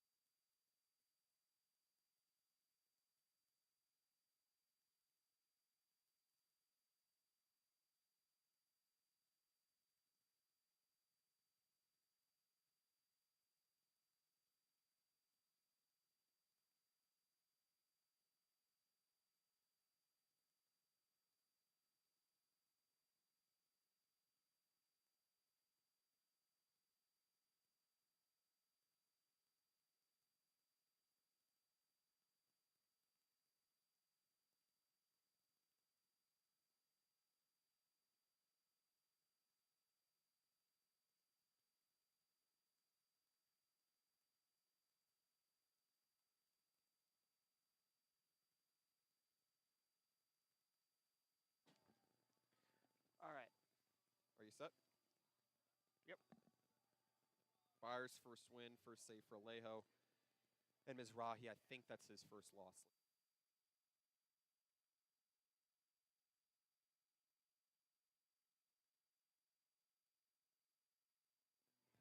The Harwich Mariners close out their regular season in 2023 with a 3-2 victory as they remain even in the series with the Brewster Whitecaps. Harwich 3, Whitecaps 2. 6 hits for the Mariners, 3 hits for the Whitecaps, and it was all locked up from Randall Alejo. He gets his first save on the season, and the winning pitcher in Drew Byers out of Georgia Tech. The Mariners got the game-deciding 2 runs in the 8th inning, an RBI base hit from Cam Leary, and he scored on an error by Ballergoen, the catcher for Brewster, to replace Jared Jones. The Mariners take that convincing victory as they move to 20-23-1 on the season, go into the playoffs in the 3 seed. Devin, an exciting end after an exciting start, as well as the fact that the Brewster Whitecaps went into the middle innings with a 1-1 tie from Davis Diaz's hit. Yeah, no, Cam Leary had a great game, scored a pair of runs, had that big single in the 8th inning, came around to score the leading run in the 3-2 ball game. I mean, this was great. Win number 20 for Harwich feels really good. Maybe a little momentum, 2-game win streak heading into the postseason, but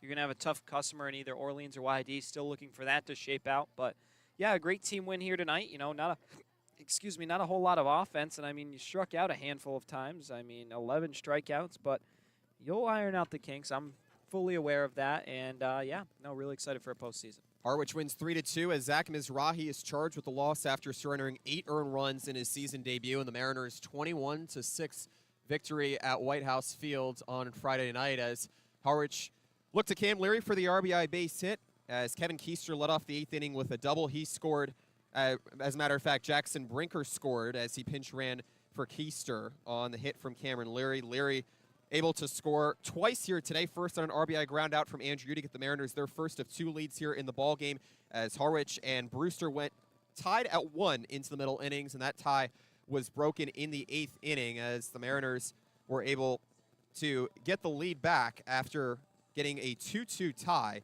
and then the error from the catcher deciding it. An excellent game-saving catch with a tying run at the plate in the 8th inning as Cam Carraher out of Boston College saved a home run as the Mariners were able to get a victory in their third and final trip to White House Field. The playoffs begin Friday night. A lot to look forward to for a Harwich team that had a 5-game win streak before the first half of the season ended, had a lot of ups and downs in the second half of the year, but they get their second two-game win streak in the last 10 games, as they have won now 4 of their last 6 games and seem to be finding a little bit of momentum. And they've been getting a lot of close wins, but if you're Steve Englert, a win is a win, and it comes at the right point in the season. Yeah, no, you just take them, you'll rack them up, and it's got to be a feel-good win heading into the off day, a chance for the players to relax, take a load off, get ready for the postseason, and then after that, it's going to be, pedal to the metal, get ready to go, and good baseball the rest of the way.